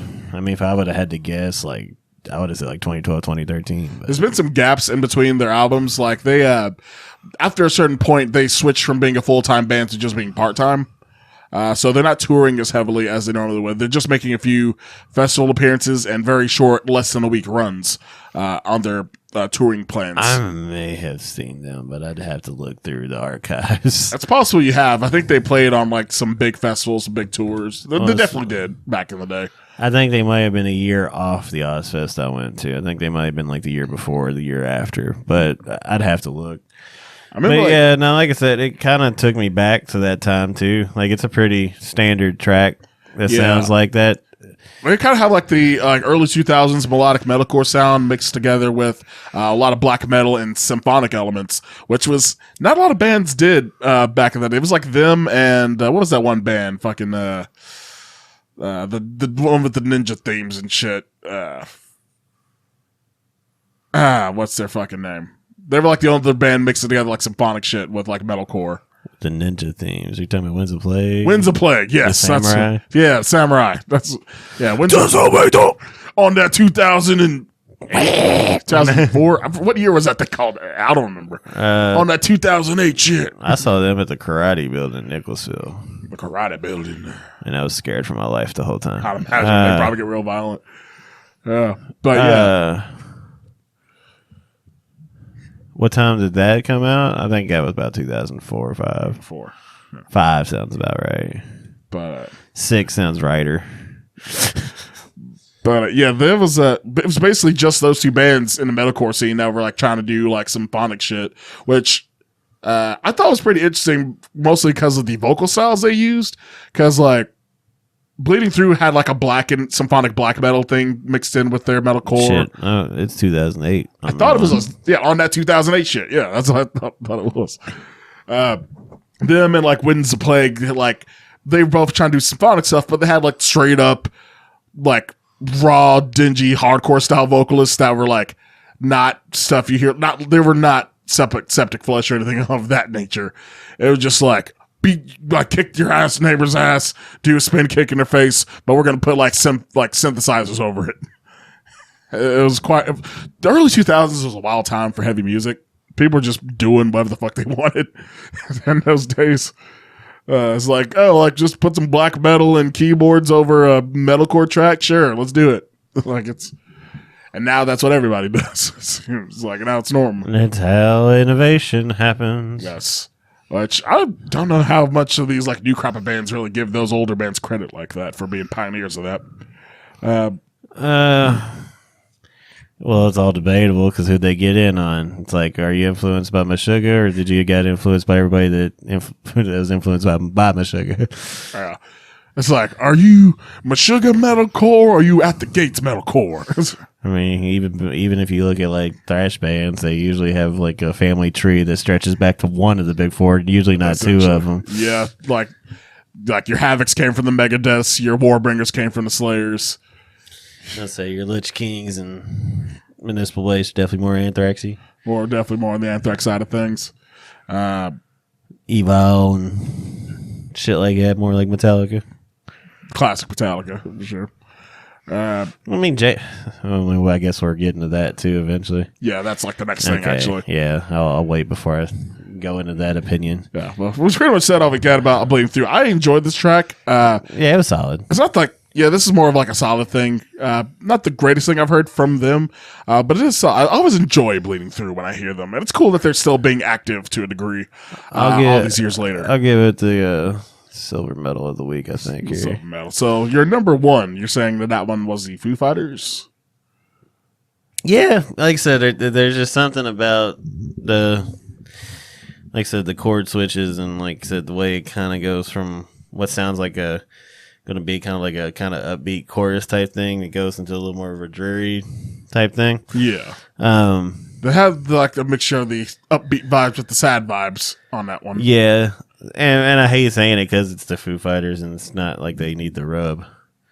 Good old rub. But I'll give my gold, silver, and bronze. I'll give Better Lovers the bronze there. Actually, you know what? I'll give Better Lovers fucking silver. We'll drop Bleeding Through to the bronze. Okay, I believe there's the bronze. So that my number one gold for this week, far and away, is Better Lovers. I've been listening to 30 Under 13 so many times since that came out.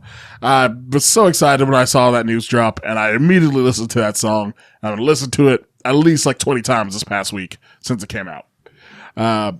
It's exactly what I wanted from this mixture of musicians, for sure. I'm super excited about what else they're going to do. So that's like really high, but almost good enough to make me want to go see Under Oath just to see Better Lovers open up for them.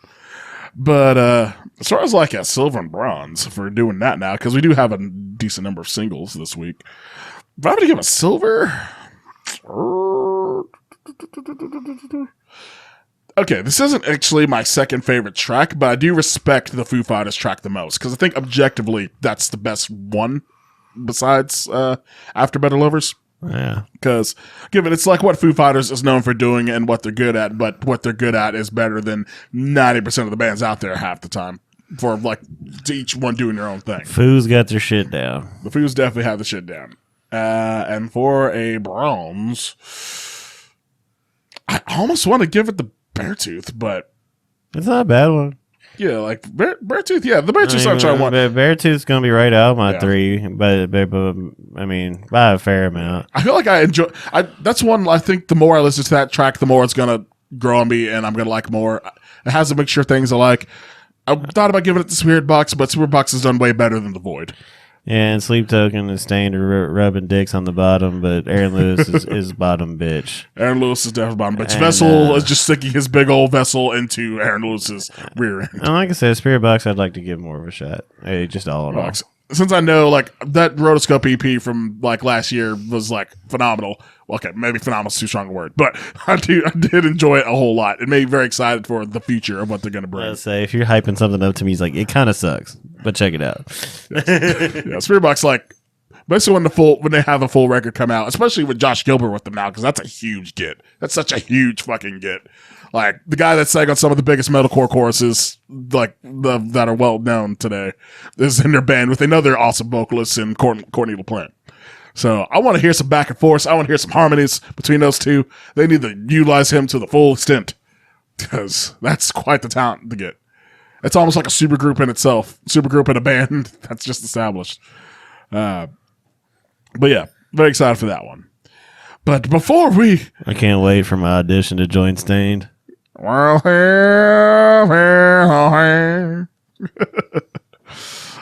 before we go, we still have a very important thing to cover. I forgot to mention this at the start of the episode because I was being too vague with it. I might go back and overdub, say, hey, we're talking about this earlier in the episode. Not this past Friday, but the Friday before, the April 14th, 2 thrash bands released records on the same day. 2 classic thrash bands of high renown. Of course, everybody knows about the biggest metal band in the world, Metallica, releasing their album 72 Seasons. But on the same day, because they have giant brass balls and a fuck you attitude, Overkill released their 20th album, Scorched, on the same day. Listen to Fairy Ring. Fairy Ring, good. Well, yeah, Weary Traveler. You can buy their album at Walmart.com. That is not what we're talking about. But it came out on the same day, and I just was going to shout out the boys. Also, shout out the Void King as well, who also released on that day. Shit. Well, and then fuck, I think Wind Rider released their album since we last talked. Yeah, Wind Rider did release their album. So props to Wind Rider because I've been jamming the fuck out of that. Good old Dumas. Yeah, let's talk about all the good albums. No, I'm just kidding. Well, we got one of these as a good album. Yeah, the Overkill. So, like, I ain't gonna lie, I don't have a lot to say about the Overkill. It's pretty goddamn overkilly. And is like it's solid as fuck. I mean, it's the same. I guess we can start with Overkill first. It's the same level. Well, I mean, it's gonna go together here, whatever. But it's on the same level as all the stuff that they've put out here in the past 15 years. I say like I don't know if like Overkill. I just need to listen to more of their full discography to get the full vibe of like which records I like more than others. But with this one, this is the most I've enjoyed a record since Me and Green Killing Machine, which I guess is just 2 albums ago, Yeah. like from 2017, which I got into Overkill through. I like like for Overkill, I was expecting this to be more bland for the deep cuts, but this whole album actually, this is more engaged than I usually am with a full Overkill album actually. Because they got like a decent amount of variety on this with some quality hooks, and of course they got riffs for days throughout this whole thing. Oh, Bobby Blitz always going to hit you with some catch. Yeah. Interesting thing with this new record, 4 of their top 5 songs on Spotify are all from this album. The only one that's still in there is, of course, Elimination at number 4 currently. Whereas on Metallica's got nothing. Nothing. Like, none of it's cracking the classics that they're under top 5. Which, again, completely different size bands. But that also does show you the enthusiasm. Yes, people are a lot more excited. That new Overkill brings to old and new fans alike. Yes. And that's why it's hard to say too much, because, again, they've maintained such a level standard of being a modern thrash band from the OG days that hasn't really wavered. I mean, they had their 90s records that people didn't like as much, like every thrash band did or whatever. Everyone went through like a but down even period then, in I the feel 90s. like some of their shit that like qualifies as that stronger than most of those bands too. I feel like the most beloved stuff from the 90s might have been Anthrax, especially the Sound of White Noise, and Well, that's Crater, if you can deal with John Bush. which a lot of people love John Bush. I'm not. See, I've never been able to get huge on it. I love me some John Bush. Oh, Although I like him more in Armored Saint than in Anthrax. yeah. And then you're about to say who? Creator, like their 90s output, I thought was pretty strong. Testament's pretty strong too. Yeah, Testament is really, they are up there. But They're again, up there. they all had experimental qualities at some point that Yes. people were Which I feel like- less than on. I'm getting off topic talking about Testament, but go ahead. I'll say, let's just talk about every thrash band, but the one that we're trying to cover, Yeah. because that's really where We're a lot more excited for that's it. really where the conversation's going to be at. But yeah, as far as Overkill Records, I'd like to get more listens on it. I probably gave it like 3 or 4, just. I'm going to get like 4 or so. But I haven't listens. given it like a car listen or like a sit down with nothing going on listen yet. It's been You need a car listen for this one. I've been at work, but The Surgeon is definitely, it was a lead single, and like basically like the whole song's great, but I just especially like the groove riff they have near the end of it, which is just instantly infectious. yeah, well, and that's an overkill trope at this point. But again, it's a wondrous It's a trope. beautiful trope. Yeah, like I said, just a band that has their shit down. There's that one, and like Wicked Place has like a real nice sinister vibe to it. That was like the other second single from the record, and Fever was one that stood out just because of the tribal vibes on that track. I'm gonna look to see if I remember anything specific, but I don't know if I'm. Yeah, Fever starts off with Bobby Blitz not doing his shrill style vocal; he's doing like actual singing, like sing. When Bobby Blitz does that, it's usually pretty good. Because like I always like joke around because I could do like a pretty solid Bobby Blitz impression, but then like he does something like Fever, I'm like, oh yeah, he can sing. Yeah, I can't tell you. I know the album starts on a high fucking note too. Oh, yeah, Scorched is another big one. They made a video. They released a video for Scorched. But yeah, no, like I said, I can't tell you a bunch of specifics. It's been on in the background at work. Yeah, but Scorched, Going Home, and especially The Surgeon, Twisted the Way. Really, this album front to back is like pretty. It's on the upper level of like Overkill albums. I enjoy this one pretty thoroughly, I would say. Yeah, and like I said, there ain't really been one I haven't enjoyed for a long time. And like I said, I don't know if I can say that I hate any of their albums because again, like I said, a lot of the '90s, like what you would call the experimental stuff, they weren't as bad as other bands that were doing that. So Yeah. I guess let's get to the hard part of this conversation, or the easy part of this conversation. I don't know how you want to look at it. It's like, all right, that's essentially the Overkill. Like, you want to give a rating for it? Or you want to wait till both? It wins. Well, we know it wins, yeah, but if you were to give it a yeah. rating out of like 5 or 10, I mean, I'd give it solid like 7.5, just to not grade it too high because I haven't given it like that thorough listen, but it's I give it a. still rock solid fucking Overkill. I usually rate stuff out of 5, and I would give it a 3.5 out of 5. 3.5 out of 5. So Yeah, so it's just about the 7.5. It's a very enjoyable record. Almost the ratio. It'll be like on one of my favorites of the month for sure. Which eventually I've got something I'm planning to do, which I haven't done yet. Is I have a playlist, a Heavy Haystack playlist on Spotify that will be on Spotify, which will have like a lot of the favorite tracks from. I'm going to try both of us, but at least for me of the recent weeks. If you get Fairy Ring on there, you get Wind Rider on there, I'm all good. Yeah. No. I was going to judge you stuff we talked about, which I will feature them on the podcast and show sponsors, like if nothing else. Fuck you, I'm going to talk about them. That's why I'm bringing them up right now. They put out better records than fucking Metallica did, and that's for goddamn sure. And speaking of Metallica, 72 Seasons, the inescapable, which may have peaked on the first song on the fucking album. I still say that Lux Eterna was the best, and then my excitement has just gone down from there. 72 Seasons, the opening title track, I would say is the second best of this record. Well, in the goddamn, like, all right, so I didn't notice it the first listen because all I noticed was the snare roll. That is the only snare roll, the only drum thing that he fucking seemed to know how to do. But his other Darkness Out of Sun, his only other thing that he knows how to do is fucking count. How many times does he just stop playing drums and go, well, and then like guitar riff? Like, dude, 72 seasons. When I listened to it earlier, how fucking long is this second shit? An hour and 17 No, minutes. just the song, 7:39. I think I came up with about. I trimmed 4.5 minutes off of it, made it a better song in my head. Which song? 72 seasons. Oh, so the opening track. It's so fucking bloated. And the thing Yeah, is, it's 7 and why is it 7 minutes and 40? well, yeah, Master of Puppets is 7 minutes long because it has the big epic soaring fucking middle part, Sure, which and the build back up. it and justifies its length. some of the greatest riffs in the history of fucking metal, and like not lazy ass drumming and the whole nine, yada yada. Now this album got long in the tooth by Lux Eterna, Yeah, like and there's a whole nother album left of fucking music after Lux Eterna. like the turn of that one.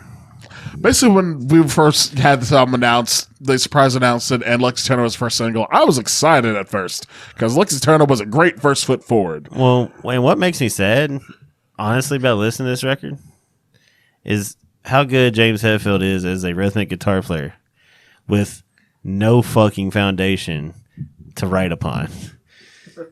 Like, if that's the one thing I'll take, because I tried to listen to it again today. I didn't quite make it through the fucking marathon.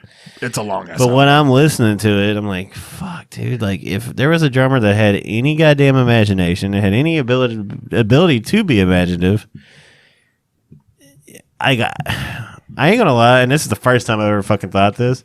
Like, James Hetfield needs to, like, start another band somewhere. He needs to, but he claims that he gets everything he wants to do in Metallica. There's no way that he's playing with Lars and going, man, this is great. Because again, it's just like he had two tricks on this entire fucking album. And he probably did those back to back. It's the shitty part. Yeah, Lars is a very limited drummer, especially for a guy who doesn't even use ride cymbals. For as much as they fucking practice. It's like, They practice before every fucking show, Dante. Like, they have a rehearsal room set up backstage. They practice more than most fucking any band on the planet does. And he is no better at drums than he is.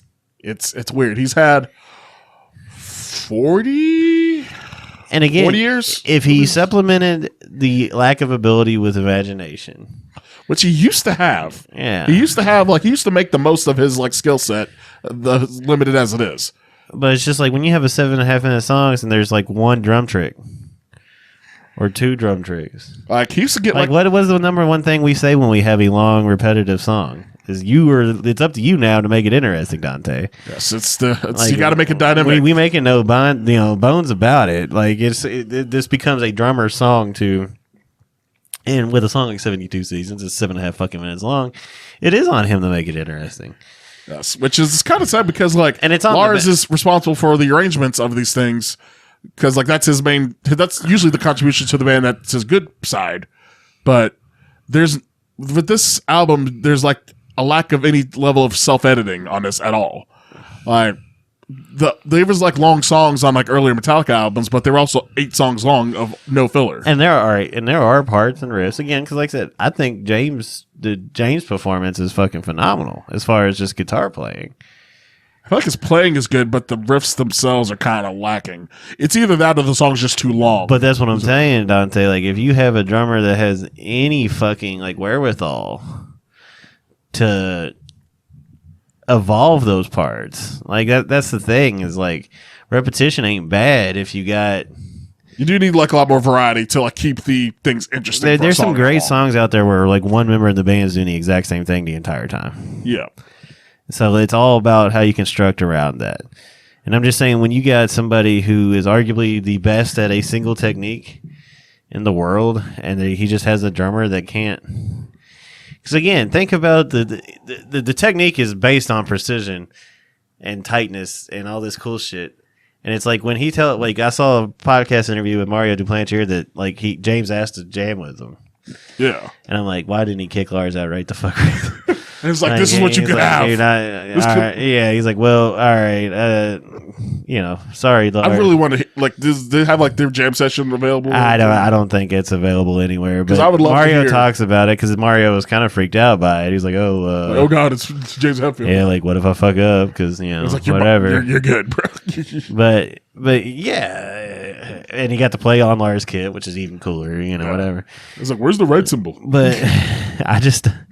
That's the thing, man. It's just like I hear what James is doing, and it's like, And even then, like he's the vocal parts that are written aren't great. His performance is pretty okay. Like I think he's got just as much as much juice as he's had. I feel like his vocal ability is still there, but like as far as the writing, outside of Lux Eterna and 72 Seasons, I do like the Wrath of Man line as a hook for 72 Seasons. Yeah, no, that's what I'm saying. That's probably the best song on the album, but you could have trimmed 4 minutes off of it. Yeah, if they cut each one of these songs in half, this might be a much more enjoyable album, just for the sake of like the length being so long. Well, because like I said, there are good riffs and there are good parts, but it's just like after you hear the same good riffs and the same good part, like for the fourth time, and you heard every good riff, like there's just nothing to the songwriting that's like takes it next level. And again, if this came out around the time Death Magnetic came out, this would have been everybody like, oh, Metallica's back. Yeah, I think the subjectivity of having them be back, and I say that in quotation marks because I've never really truly thought it as far as them being back, but as far as them playing thrashier, heavier material, this is like the direction you want them to be. Yeah, but the execution is so fucking lackluster and poor and long and drawn out and tired that like I said, there's a lot of aspects there that you want in what you would consider to be good Metallica. Because again, James, so much fluff. Yeah, with this album, like I think that. There's like potential here. Like it's interesting to hear if we could hear like a re-edited version where the songs are cut down a lot shorter. And their last song's like 13 minutes, and there's nothing in the fucking song that makes it into an epic. Yeah, because like I heard, I've seen online a lot of people were talking about the final track, Inamorta, as it was like, oh, this is like the highlight of the record, and I'm like, I'm not hearing what the highlight y'all are talking about here. No, it's like 13 minutes on its own. I looked down at like the 7-8 minute mark and I was like, there's fucking another song left on the song. Like I shouldn't be checking my watch like as much as I am on this record. It's the same problem Senjutsu had. Senjutsu did have that problem. Same problem fucking Hush and Grim had. Yeah, there was a lack of editing there. Too damn long. And I say that like with Hush and Grim, there was a lot, on re-listens I found they have there's a slew of wonderful moments on that record, but it's just too long. There's too many songs. Well, that's what I'm saying. Any parts of this that's good, like if it was a 40-minute record, I'd probably honestly give it like a 7 or 8. But where they stretched out every idea they had over the course of an hour 20. Yeah, like I struggle I give this like a 2 out of 5. Yeah. Because like if the length of this record, there's basically they are given. This isn't like a thrashy thrash record. Which Metallica doesn't have to do thrashy thrash. It could be. That's the thing. The drummer fucks up so much. Because again, James is going. There are some riffs that are just fucking. There's just no juice. But something I will say, like, I do like James' playing may be good, but the production on this record feels flat to me. Oh, I bitched about that already. Yeah, like I feel like the guitars are lacking in bite on this thing, and everything sounds really smushy. Whereas like nothing sounds like it has punch to it. Even the drums, like it's like the Lars style production where like he has a simple style, so they make everything kind of punchy. But the smushy guitars and like it doesn't have the bite that an album should have, even on the thrashy tracks like a Lux Eterna or 72. So my grade was about 5 out of 10, so that'd be 2.5 out of 5. Yeah, that'd be 2.5 if you're gonna. Whatever. For like straight up average. I guess we'll come with the actual scale eventually. And I guess we should just either agree one. I usually use 5s, but like we can. I just feel like with the 10, you got a little more flexibility to grade, like more accurate. When you do 5, like I feel like you jib somebody half or give somebody half too much credit every time.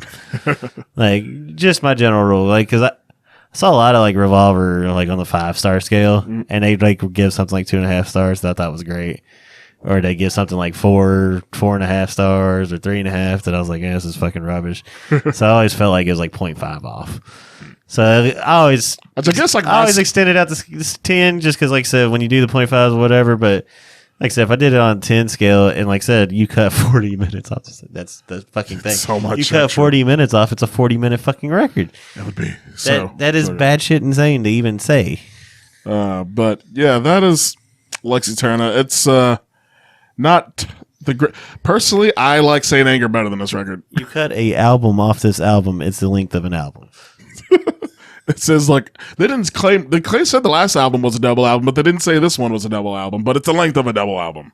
It makes no sense. So I don't know why the metal fucking giants in the era that singles and condensing and like being a little more straightforward, and maybe it's the fuck you to that, to be like, oh no, you can do long form shit. It's like, nah, dog. Like, For Mars the Sirius is a fucking masterpiece. It's right at an hour. Anything longer than that would have scaled that album down, you know. It'd be very...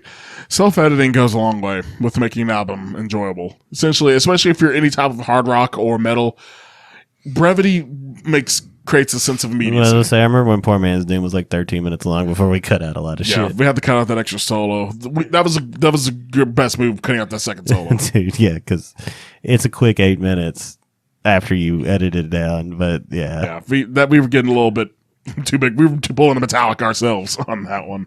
If we had two guitar players, I wouldn't have too much of an issue. I guess we do got keys and sax, so if we wanted to go crazy on some solo sections, we could. That wasn't the song for it, though. No. But I'm just saying, it's just funny because we're talking about self-editing, and our self-editing got us to an 8-minute song. Yeah. And here we are bitching about how long Metallica should. But we make albums that are 8 songs. We didn't put out fucking an hour 20 goddamn album. No, we put 8 song max, 8 to 9 song max. Maybe we can write some shorter songs for this next record. I'm feeling doubtful because we never do. But I'm a little more hopeful. I have a little more of it in me. I forget. I don't know how long the song that I had. Because I remember there was something you were talking about in practice, and I just kept on being like, no, we're cutting this motherfucker down.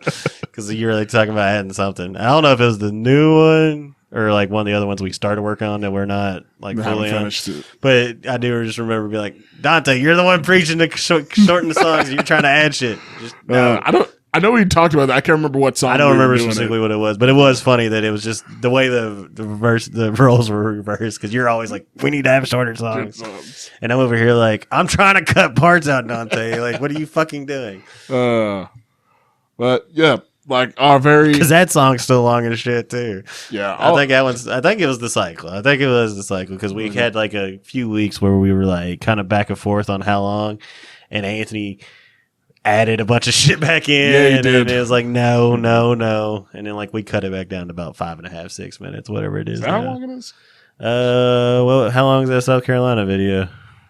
I think it was like 7. I think it's probably like, I think it did some extra. I think it's like 650 if he doesn't do we're live, and I'm trying to figure out if everybody's good when everybody's good. I'm still not sure how long that last outro section is, honestly.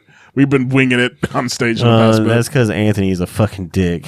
And he will continuously make that motherfucker longer and longer and longer until I look at him and go, you get X amount of measures. Like every time I think like, all right, this is where we do the switch, and nope, it's not. That's not that. Yeah, no, I've been waiting on him on that part quite a few times. It's like, come on, bro, like your solo's not that good. It could be, but it's not yet. Yeah. Let's get in practice and tighten that bitch up. So yeah, it's 7.5 minutes long at the South Carolina show. Okay. So it's probably right at 7. Yeah, that's our reviews for Overkill's Fuck Aaron Lewis.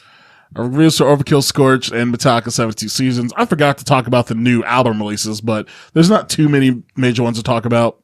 Fairy Ring, Wind Rider. I was talking about the ones kept for this most recent Friday. Well, I'm just letting y'all know who you really need to be listening to. That is once again. There's only a handful for this past Friday of April 21st that came out. The biggest one being Inishikari. They released a new album, A Kiss for the Whole World, which I haven't got a chance to listen to yet. I heard the singles, and the singles are pretty solid. It's Inishikari in a simplified form. Do you know any Inishikari at all? Are you familiar with them? I'm going to go with a no. That was another thing. High school bitches. I don't know. They were like the OGs of electronicore, but a better version of it. Not the crappy, not the attack shit.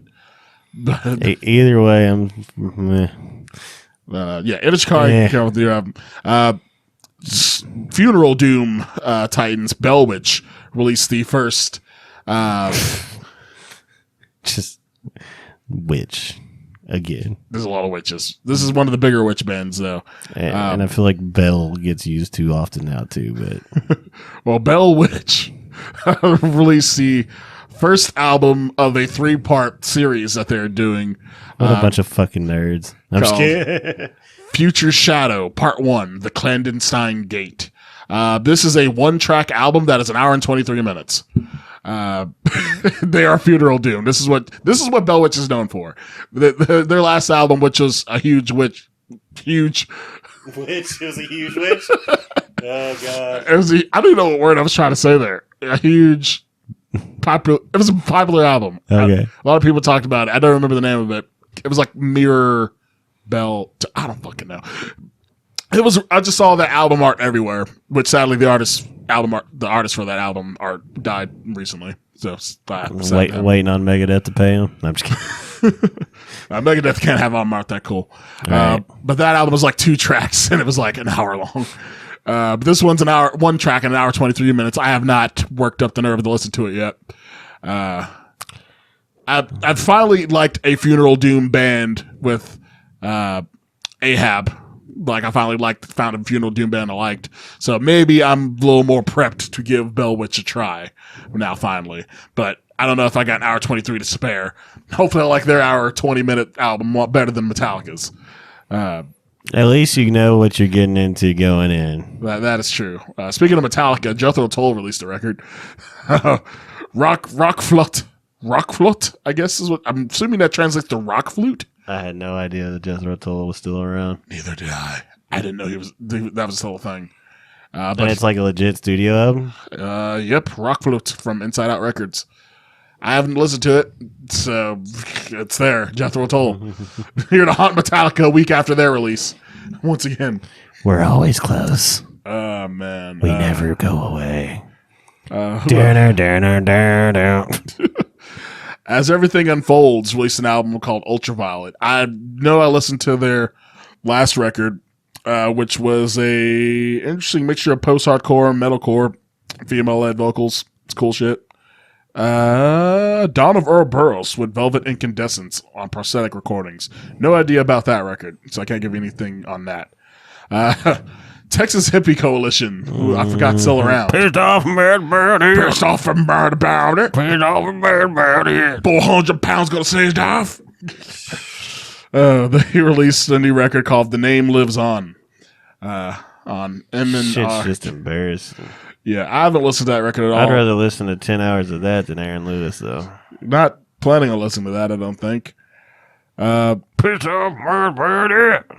It's sadly catchy. I hate that if I listen to it, it gets stuck in my head. Yeah, but that's like on the so bad. It's like the so bad it's good. Can you quack? Can you quack like a duck when you suck? Shout out to Dog and Your Mom. Is that what it's Goat called? and Your Mom. Goat and Your Mom. God of all Texas. Goat and Your Mom. But I'm actually friends with him on Facebook. The greatest the most famous banana hammock in all the land. His name's Michael something too. A lot of Michaels Palm Tree. I think he went by Peter Anthony Palm Tree or some shit for a minute. I enjoy dumb shit like that. There's a few other bands that release stuff on notable labels. I've been a big old slacker on looking up these shit, so I can't give you any context. Predatory Void, 7 Keys to the Discomfort of Being on Century Media. I feel like we should be talking about Fairy Ring and Wind Rider. Well, sadly, I haven't done a full listen of the Fairy Ring record yet. You're a fucking wank. I'm going to. It's see, you listen to all this bullshit? You ain't listen to goddamn Fairy Ring all the way through There's yet? a lot of stuff to listen to. There's a lot of stuff. Then listen to the good shit, Dante. Fairy Ring will help you wet your whistle, dog. I will listen to the full records. We can have a... Shit, we listened to it on the way to Akron. We did, and it was great. And you're over here like, who's this? We just played with him, I know Dante. who Fairy Ring is. I didn't say who they were. I just said I hadn't listened to it yet. But the whole thing. You asked who it was. We had to tell you. I know who Fairy Ring is. We just played with them. We had to tell you it was Fairy Ring. I know Fairy Ring. Okay. When you played it, I had to tell you who it was, but I recognized the riff after you said that. Though. I see. I like how you just admitted that you asked after you got that defensive about it. It's okay. I recognized the riff afterwards. Okay. Fairy Ring's awesome. Buy their shit. That album is the shit. They are fucking dope. There's Like, if I was going to make a legit list of the year so far, it's going to be probably top 5 for me. We really need to make like a homie corner section of the podcast to like go in depth on like. That's why I'm just going to start throwing it out on you. Start out. Yeah, fuck you, Dante. Keep talking about Kiss and Pantera and Metallica. It's what gets the click, sadly. They'll click, and then they'll be like, "Oh, who's Wind Rider?" Like the baddest fucking. See if there's anything coming out next week that's interesting to talk about as far as like new releases.